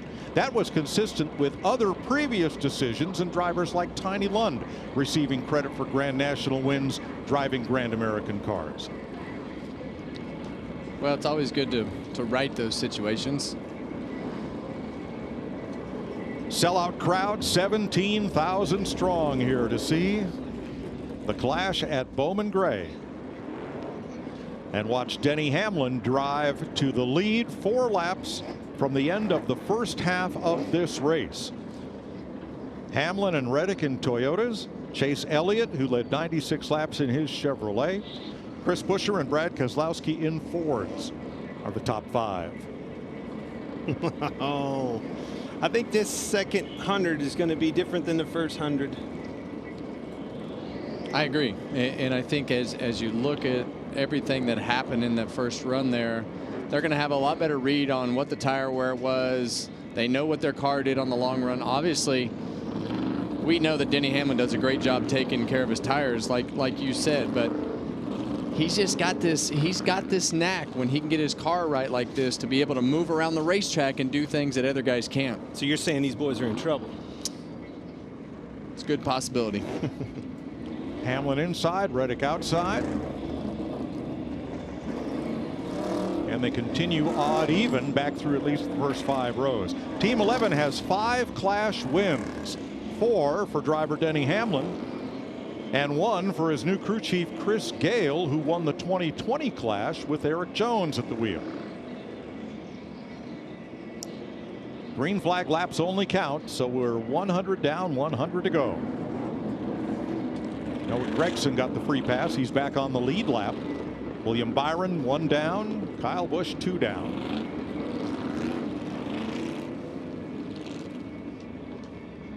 Well, how long is it going to take, Clint, before we start to get a little more physical than what we did before? All it takes is one, and as soon as it starts happening, just like we saw in the LCQ, once it starts happening, it's just a vicious cycle you can't get out of.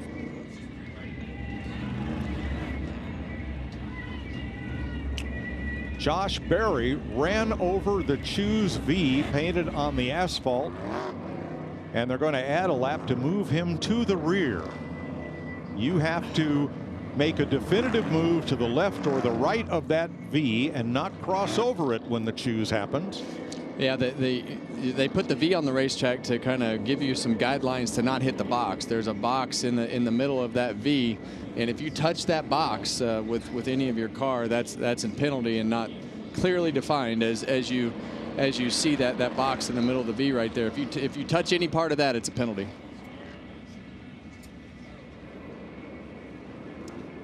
I don't know. I don't know that I love that. At the end of the day, it's just as long as it's obvious which way you want to go. That's the intent of that rule. But here we go, nonetheless. One guy I think we need to watch right here that could challenge is Ryan Blaney. Blaney is going to come from 8th on the restart. We're back under green for 100 more laps.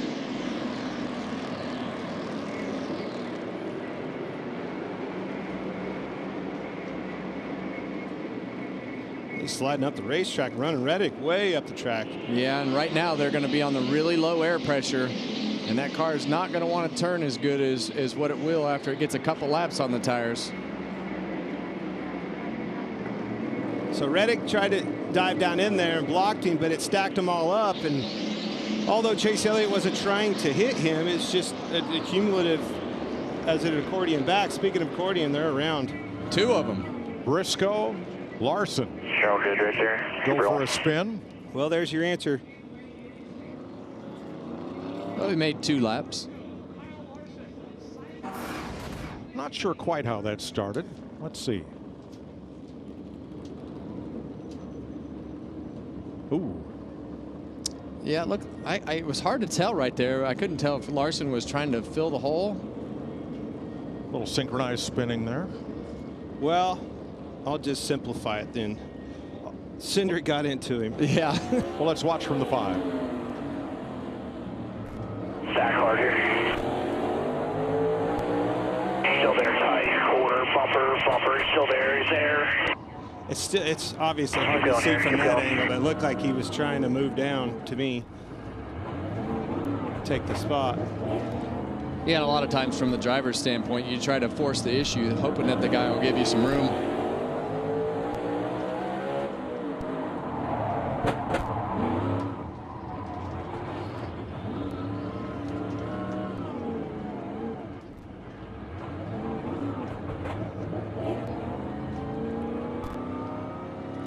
A lot of drivers you look at in those situations and you see their eyes get big.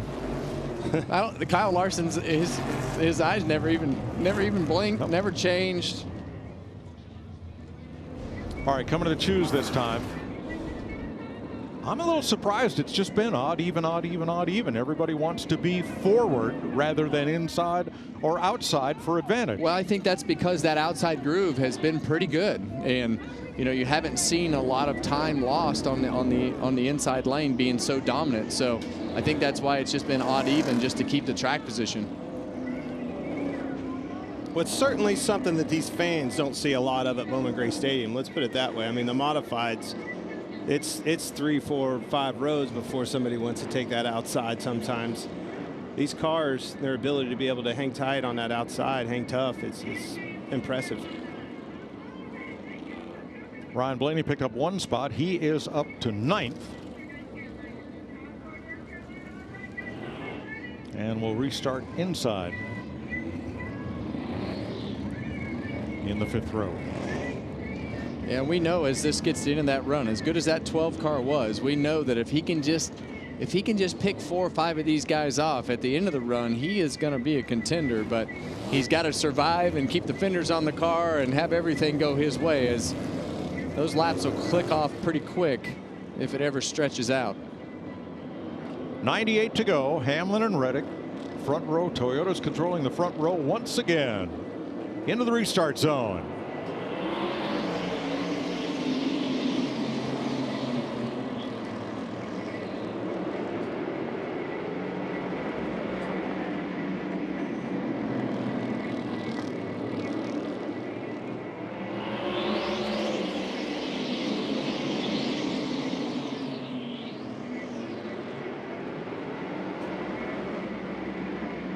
They are definitely getting better at this outside line. It's either burning rubber into it and gaining grip or whatever. But I mean, you saw right there, door to door to door, several rows back.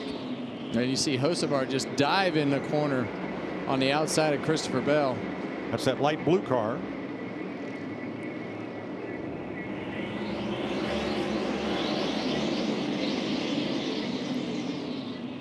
Deadlocked for second.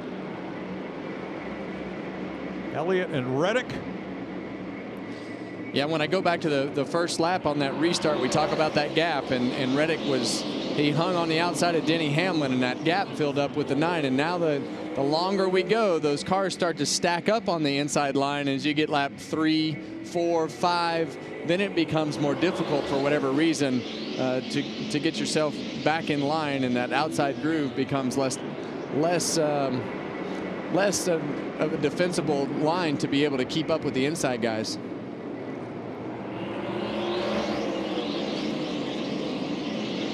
Oh, Hocevar moved Christopher Bell way up the racetrack. You're going to see a retaliation. Whoa, Logano! Wow. I knew it. Got Bell, got Hocevar, wall. Told you. Saw that one coming. I couldn't hardly get it out of my mouth fast enough. Well, we talked about that during the commercial, that Carson Hocevar is an aggressive driver, and in this scenario, when you get aggressive and the other guys don't. It's disappointing. I don't know what more he wants from me.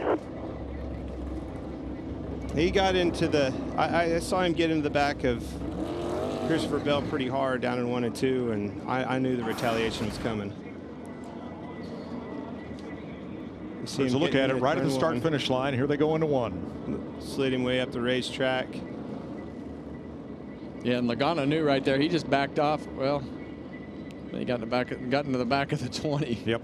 He was moving back down in there, and you'll see Hocevar go down because he knows he's got to defend himself because he's going to get hit. But all right, here's Christopher Bell's radio. 22 just shoved you there. Wasn't nothing you could do. All right, take care of it. Yeah. I didn't mean to do that. No, it didn't look like it. No, and that's really when the spotter of the 77 needs to come on and tell him what actually happened. But you know, the 22 was in the back of the 20, and that was a pretty aggressive move. And obviously, that wasn't Christopher Bell's fault. 92 laps to go. Denny Hamlin leading the clash. Crash. Good Lord.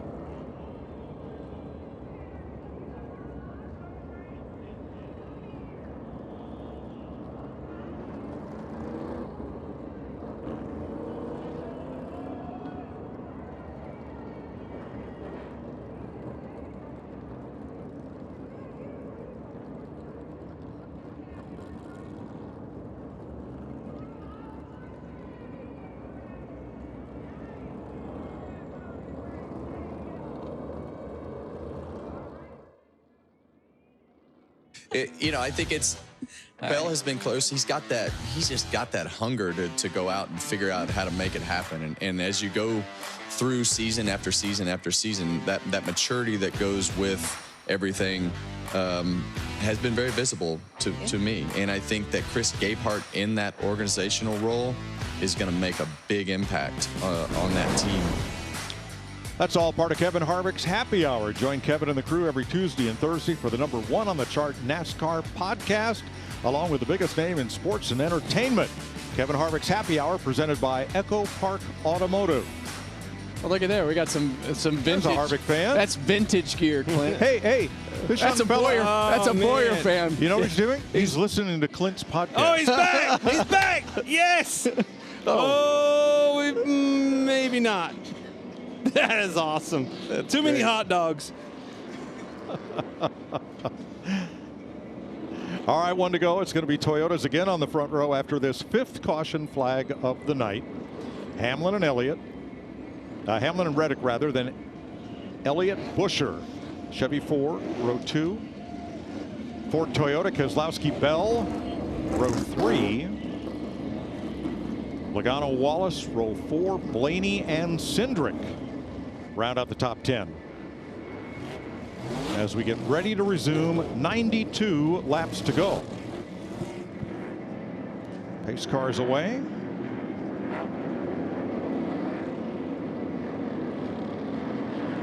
Here they come.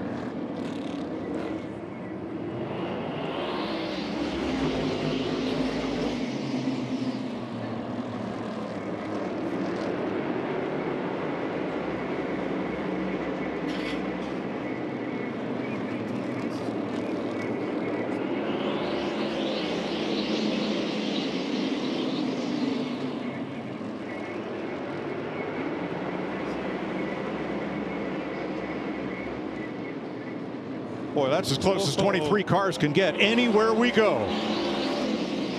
Yeah, and you saw Brad Keselowski lock up that left front tire and get into the side of the 20 car there.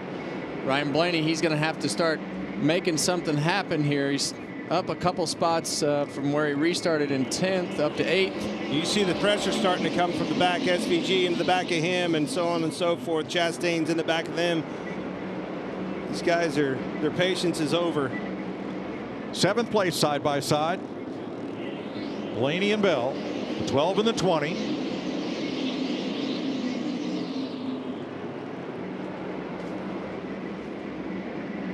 No pressure behind, and they drop in single file. So now on the outside, Bubba Wallace trying to get past Shane Van Gisbergen and challenge Bell. You have to be careful. We've seen it time and time again. When you fill that hole and fill that gap and slide in there, it really stacks them up behind you. Chastain gave a little bump to the left rear corner of his teammate, but could not capitalize. Chastain in the 1. Suarez up the outside against Cindric, and that may put all 3 Trackhouse cars together here if he prevails.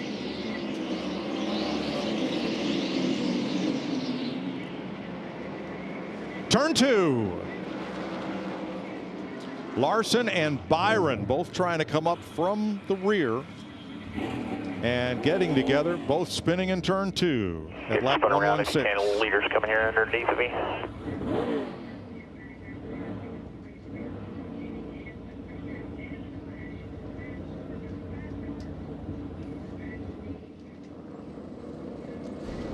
Hendrick Motorsports led the first 96 laps of this race. Chase Elliott. And a lap ago, Byron got squeezed up toward the barrier out of turn 4, but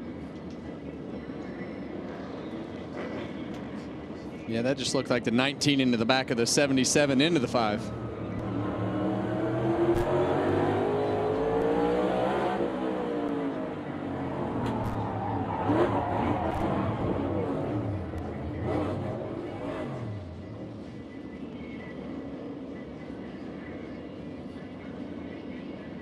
I think my favorite thing that happens when the cars spin out here, Clint, I find myself looking into the grandstands because everything that happens here at Bowman Gray Stadium has a reaction.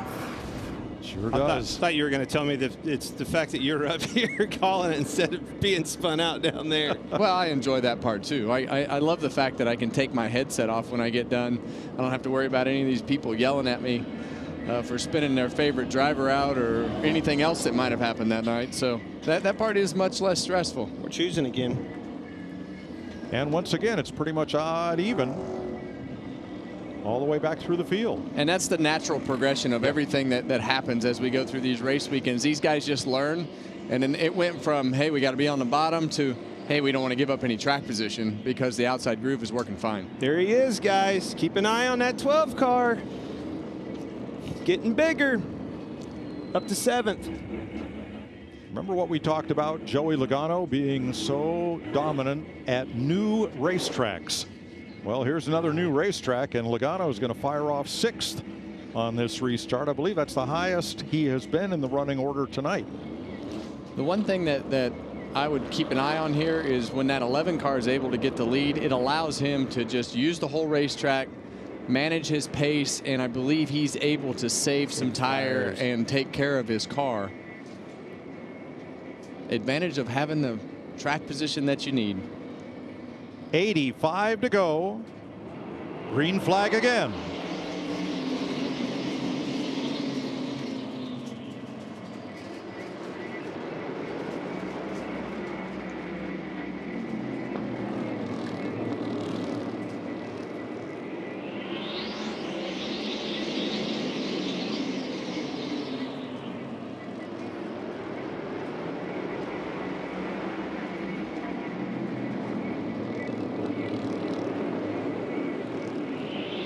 Also very impressed with both RFK cars. Both of those cars are running strong. Now, can Chase Elliott capitalize? He's on the inside of Reddick. Can he retake 2nd spot here?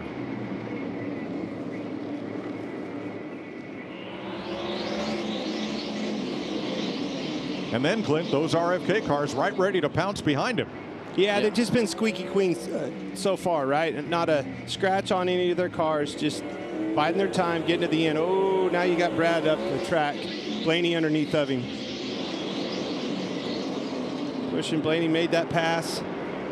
Busher moves up 1, so does Blaney. Yeah, I think Ryan Blaney is the car that. Oh, turn 1. Keselowski goes around off the front bumper of Bubba Wallace. Hocevar spins. Bowman spins. As soon as they get by, you can go back here. Did you see Blaney get in the throttle right in the center of the corner? His ability to be able to throttle and carry speed through the center and keep turning, that's where he's making all those passes. Brad Keselowski was moving up well through the field, up to 6th place.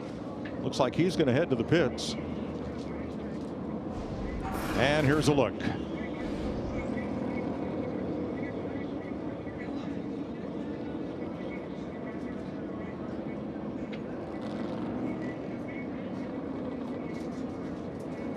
He tried to fill the hole right there, and Bubba Wallace said, sorry about that.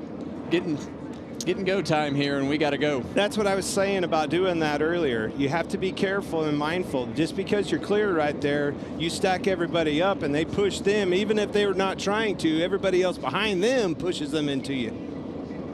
And that is the aftermath. Yeah, and a lot of times when you try to fill that hole, you have to slow down a little bit, and the guy behind you is coming forward with his momentum, and it just winds up in a situation like this. Look at Larson's head. Yeah, I mean, I've seen it too many times from right here in this bird's eye view right here. I mean, especially getting into 3. Don't do it. If it's even remotely close. Watch this head. Give him the bottom one more lap. Watch his head right here.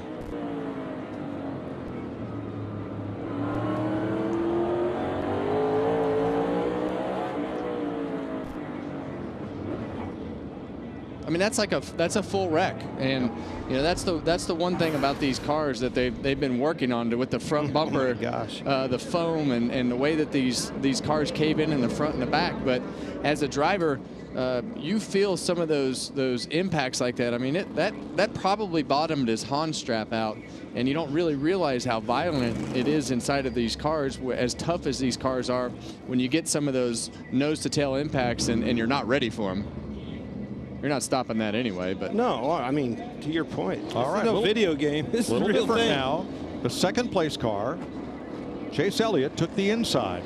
So the 3rd and 4th place car, Busher, goes to the outside, and so does Reddick. That's a little different from what we've seen on past chooses here. 2 more spots, and that conversion there for Blaney up to 5th.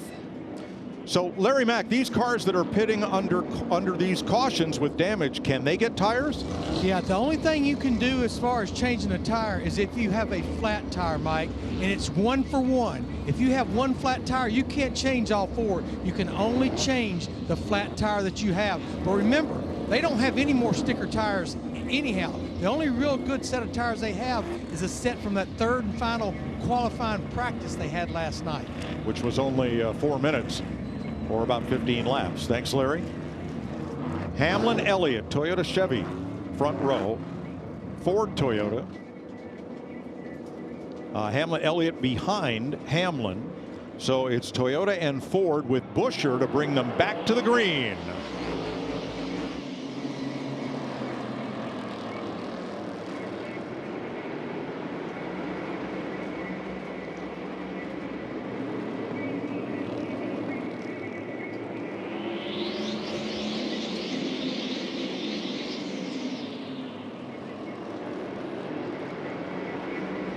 Chris Buescher takes the fight to Hamlin on the outside. Elliott to the inside for the lead. Hamlin slid up, pushed him high there, and opened the door up for Elliott on the bottom.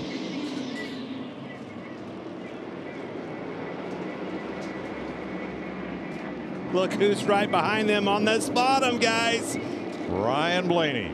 Wow, he is there. But Hamlin is just too strong. Elliott gives him a bump. They're still side by side. And this place is going crazy. As they should. A lot of racing left here.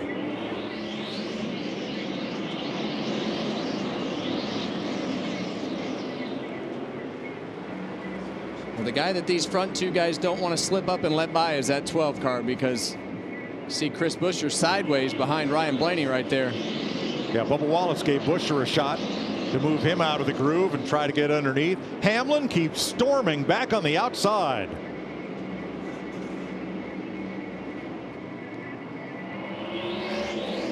Chase Briscoe out of the race, steering issues. And Elliott pulls away, single file for the moment. Elliott, Hamlin, Blaney. Then Buescher outside trying to hold off Bubba Wallace, but he can't get down to the inside.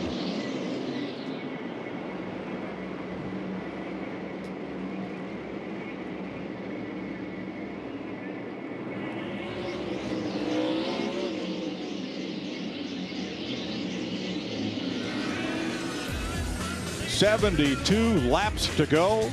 Elliott, Hamlin, Blaney, 1, 2, 3 as we take you Fox side by side.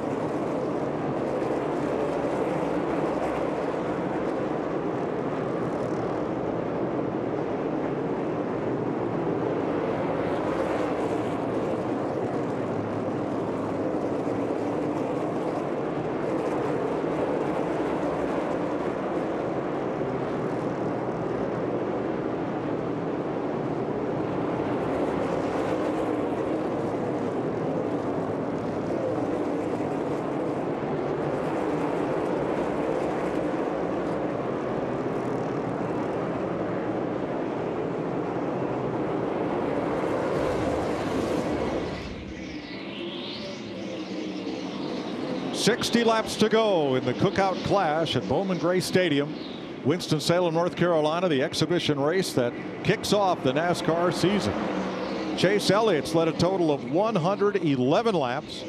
Denny Hamlin's been out front from 28, but the story has been Ryan Blaney, who took a provisional, started shotgun on the field, and has methodically worked his way to third and into challenging position. So impressive, and has done it without a scratch on his car. I mean, he literally hasn't been in a dust-up with one single car.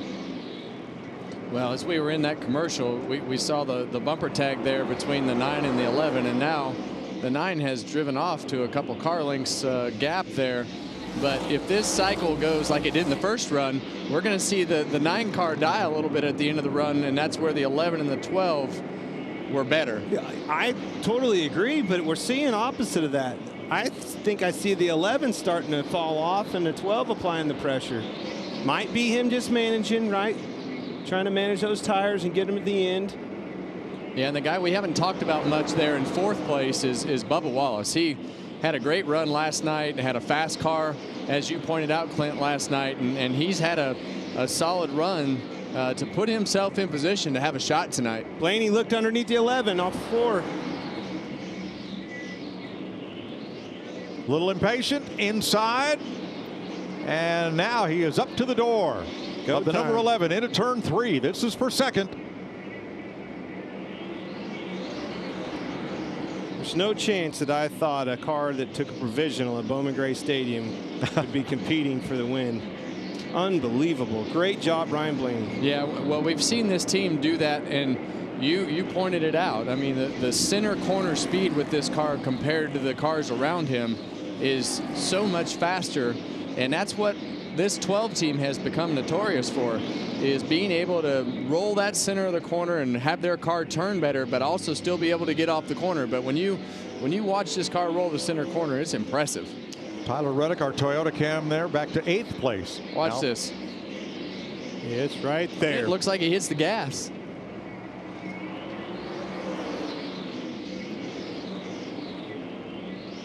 But his ability to be able to move around, right? I mean, it's just the maneuverability of that car. He can run high, he can run low, he can carry the speed in the center, carry it entry, get on the throttle. This thing's making really good grip. Just inside, 50 laps to go. Blaney looking over Chase Elliott from just inches away.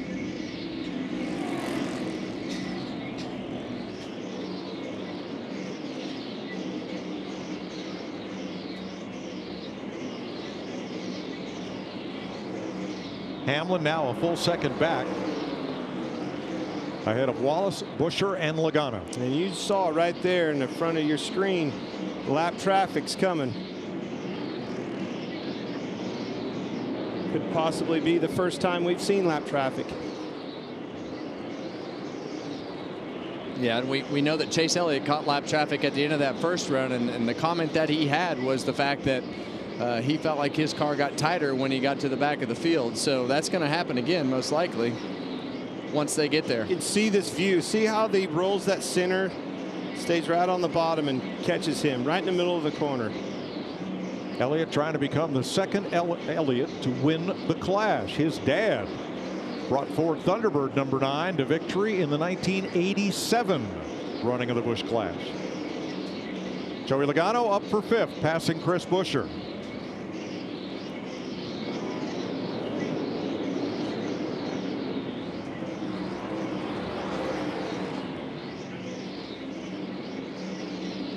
That's the highest Logano has been tonight. Well, we're getting close to the pay window opening, Mike, so right. That's usually when Logano shows up. The defending champion of the NASCAR Cup Series, which begins in earnest in Daytona Beach in 2 weeks. All right, the Daytona 500. Here we go, All right, Mike. lapping has begun. Chase did a great job of making short time with Suarez, a lap car there. I think Blaney's, I hate to say it, I think he's starting to lose some grip. It's interesting how this gap comes and goes. Chase Elliott was doing a great job of managing his tires. The drive off and the 9 car looks superior.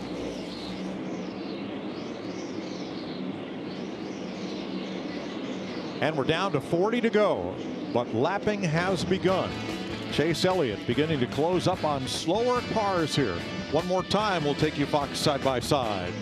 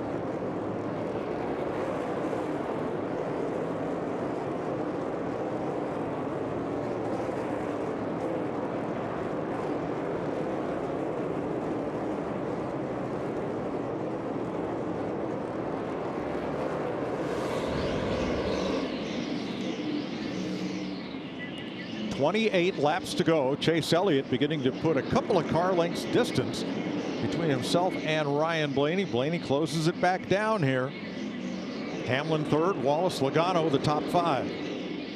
Yeah, and Chase Elliott, as he's gone through traffic, he's not been messing around. He's been giving those guys a couple shots to the bumper and getting them up the racetrack and moving on, because Ryan Blaney, I think that gap is there, but I still believe he's better.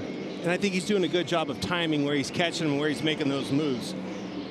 Very efficient with his passes of the lap cars. Very efficient. But I think as we get to this 25-lap window, that's really when Ryan Blaney, it was low-key nice as he would get to the end of the runs here with 25 to go and had that long run speed.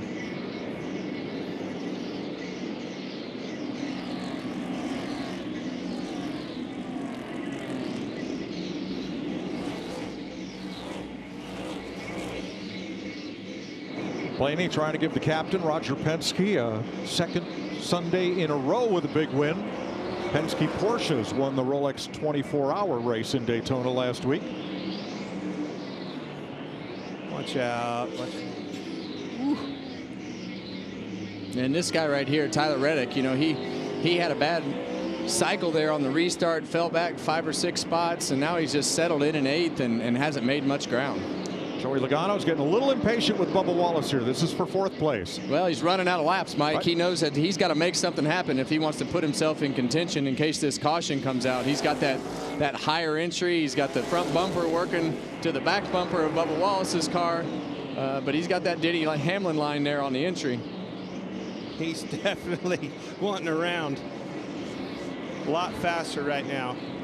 Cannot find a way around that car. You can see him trying to outside swoop back in, get underneath of him.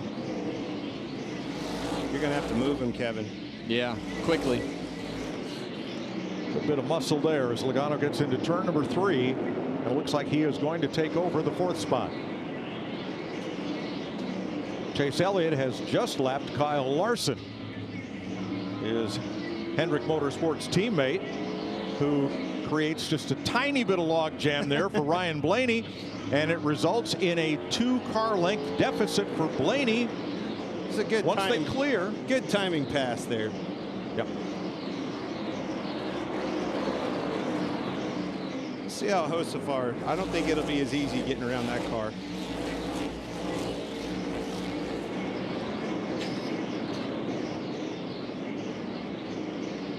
I still like how Blaney's car wraps that curb. It just it looks better, but you know, I think it's hurting his drive though. Yeah, with the exit of the corners, that 9 can just get a straight exit and good drive up off the corner. They definitely have made Chase's car last a little bit longer than it did the first run. Yeah, it's kind of two tails, right? Blaney rolls the center into the center a lot faster, and Chase is able to capitalize on the exit on the throttle, which is prevailing, obviously. Coming to 14 laps to go of 200.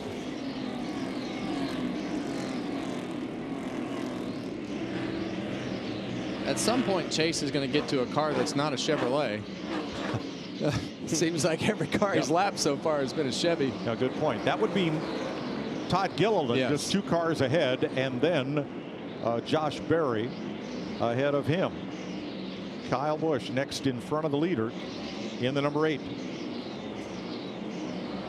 And Kyle Busch has just had a rough go at it this weekend. Well, it's been a tough weekend for Richard Childress Racing in general. 2 Dillon boys did not make the feature. And Kyle's had difficulty. Okay, Chase moves by, and Busch moves in front of Blaney, who moves him. Goodness. Had Hold on to. to it. That was close. Yep.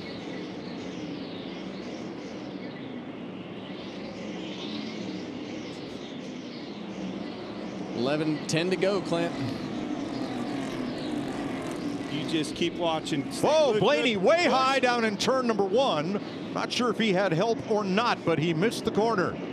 And now it's 3 to 4 car lengths between the 2 leaders. That opened up a huge gap for Chase Elliott. Oh, he just got loose.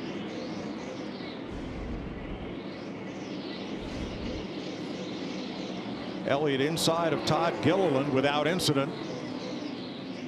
8 to go. So impressed with the job Chase Elliott's doing getting around these lap cars. He picks them off one by one, times them perfect, catches them in the right spot, does not slow him down. Well, and everything that they've done this weekend has been top of the chart. Winning heat race, winning the pole, leading a bunch of laps tonight. Taking care of business. Taking care of business so far. And that skirmish with Kyle Busch, that has put paid to Ryan Blaney's chances to win this thing from the tail of the field. 6 to go. 4 car lengths, 5 car lengths mid straightaway. It's all going to come now down you're to this catching lap traffic. That's right, and you're catching them nose to tail now. They're not just onesie-twosies. They're bumper to bumper. Josh Berry just ahead of the leader, new driver for the Wood brothers this year. And Berry's trying to hold the bottom. Elliott gives him the bumper. Moves Berry up high, and the leader pulls underneath with 4 to go. And that's the message to those guys in the back. And hey, I'm here. I'm about to win this race with 4 laps to go. One shot. Get out of the way. Please get out of my way. Christopher Bell, same song, second verse. And Elliott moves on.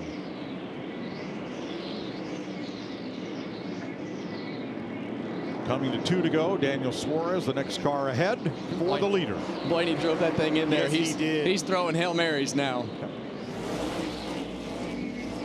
Suarez just moved aside for Elliott. Now Blaney is going to have to move the 99 to get by. White flag, 1 lap to go. Suarez gets out of Blaney's way, but it's too little too late. Chase Elliott into turn 3. Off of turn 4, Chase Elliott, Rick Hendrick Chevrolet win The Cookout Clash at Bowman Gray Stadium. Fantastic job. Go, boys. Awesome job. Appreciate y'all. And that was flawless, Clint. Yep. I mean, from start to finish of the weekend, that was just a full execution. Full execution. Ryan Blaney officially 1.3 seconds back in second. Denny Hamlin third. Joey Logano fourth. Bubba Wallace fifth. Ross Chastain, Austin Cindric, Tyler Reddick, rookie candidate Shane Van Gisbergen, and Chris Buescher round out the top 10.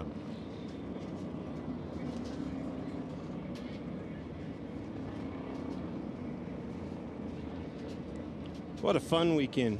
That was great. First Clash win for Chase Elliott in his 9th try. He becomes the 26th driver to win it.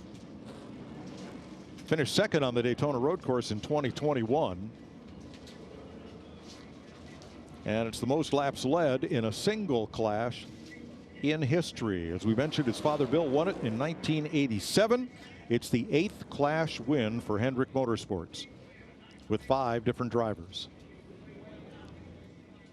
Great job, but you know, again, goes back to Blaney. Being able to come all the way through the field like that was so impressive on a tight racing track like this. Everybody, the job that they did on this, coming to Bowman Gray, the idea of it, I love it. And the real winner are these fans, 17,000 strong. They packed in here, 40% local ticket buyers.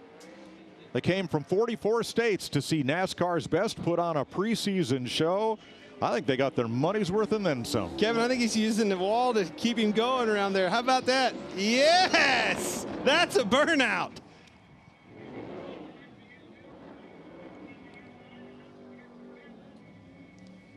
Well, this was a great event from top to bottom, like you guys said, but you know, I think that these fans here also have taught a lot of fans around the country how you watch and cheer for a race, because these people know how to do it. Thank them all for showing up.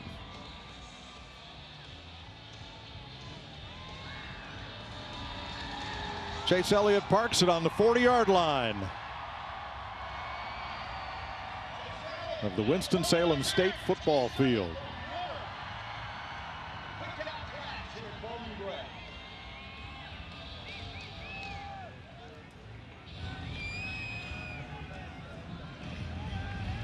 He led 171 laps and had the fastest lap of the race.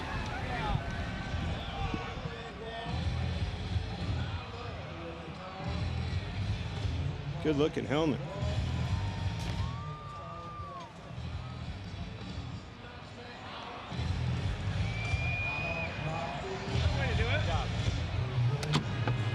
Good job, baby. That's what I'm talking about, man. Yep. Good shot, driver.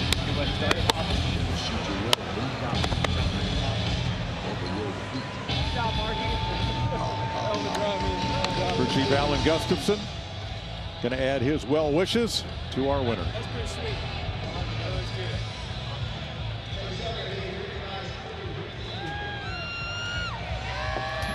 Good job, Tony.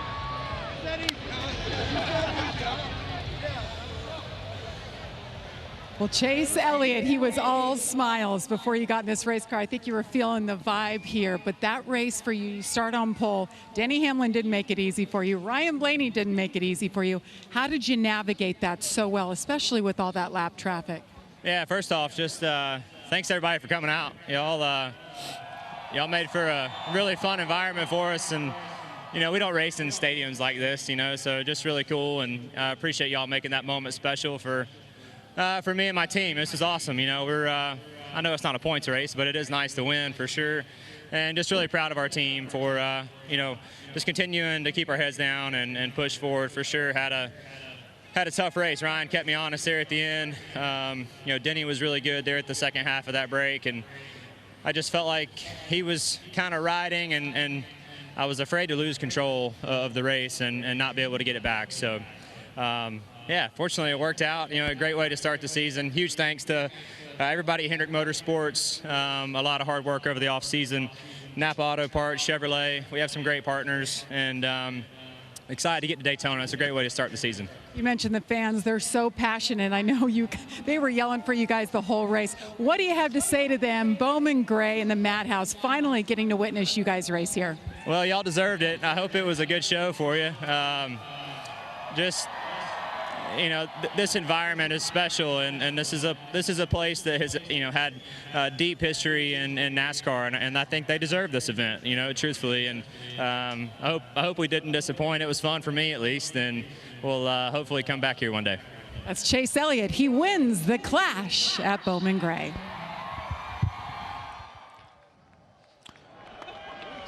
Chase Elliott the winner, Ryan Blaney the runner-up, Denny Hamlin third, Tyler Reddick also led laps. Big night for Hendrick Motorsports. We'll be back to Bowman Gray to wrap things up after this.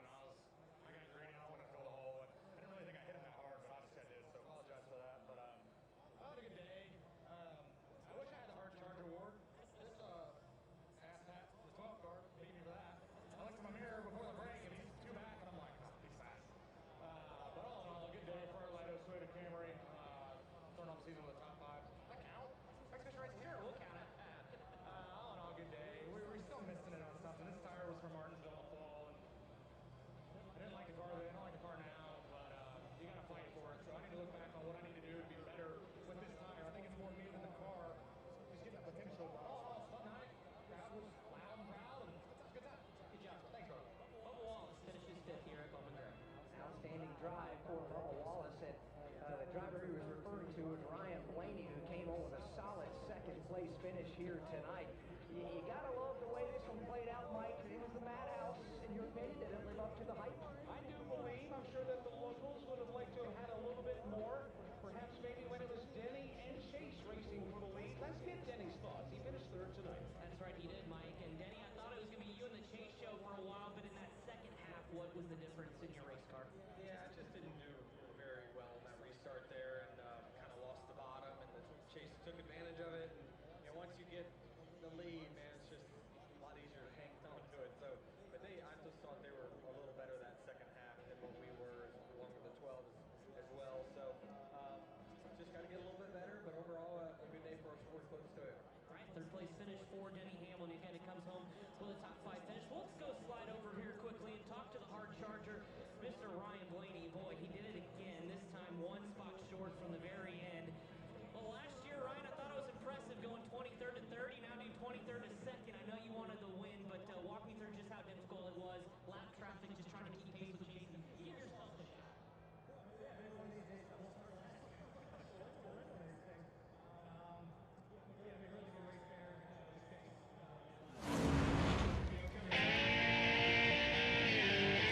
In less than 2 weeks, we'll be in Daytona Beach, Florida, as Speed Week kicks off the regular season with action-packed racing starting Wednesday, February 12th, all the way through Sunday, leading to the Great American Race, the 67th running of the Daytona 500 on Fox. Check listings for the full schedule of racing in Daytona.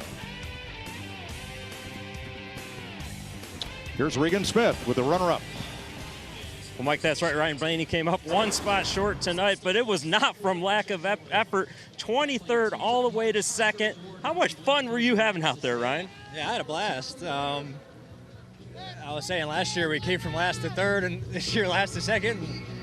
I just got to not start last, so we might have a shot to win one of these things. But, yeah, I mean, that was fun. That was a blast, and the car was really good, especially the first half and the second half. And, being able to get to 2nd and then, race hard with Chase there, like who's going to save more tire. And I just didn't quite have enough right rear at the end to make a move on him. And but, yeah, that was a blast. So I appreciate Menards and Great Lakes Flooring Ford, Ford Performance, Dex Imaging, Body Armor, the Worth Group, Dent Wizard, everybody for what they do, and yeah, that's a fun time. So, yeah.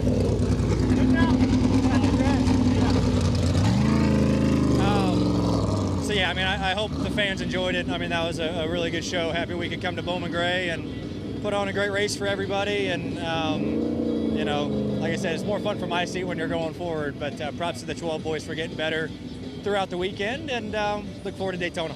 A lot of fun to watch. Thanks, Ryan.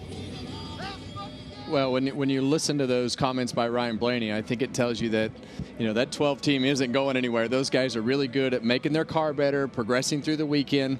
The thing that I liked out of the 9 car, they made their car better throughout the weekend, but it started fast, and they just got better in the second half of this race. So impressive weekend from a couple of young guys. Well, it's an impressive weekend from the standpoint of trying something new again for NASCAR. Coming to Bowman Gray Stadium, bringing the Clash here.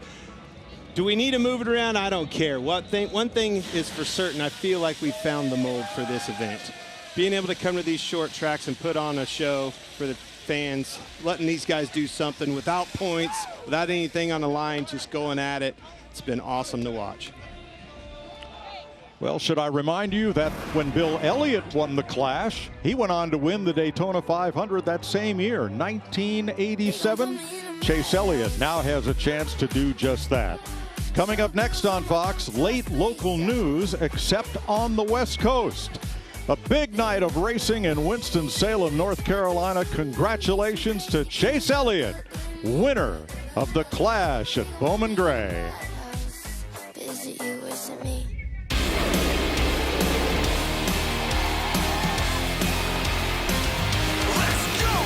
We are the ones at the top of the mountain, climbed all the way up and never looked down. If the road wasn't rough, we might not have found the blood and some guts and thousands of hours. We welcome you now to our arena. If you don't know right now, it's hard to beat us. You can tell by our demeanor how hard we leaning. You will remember when you see it in life. We are the champions. We are the champions. We will fight through the pain. We'll be legends tonight. We are the champions. We are the champions.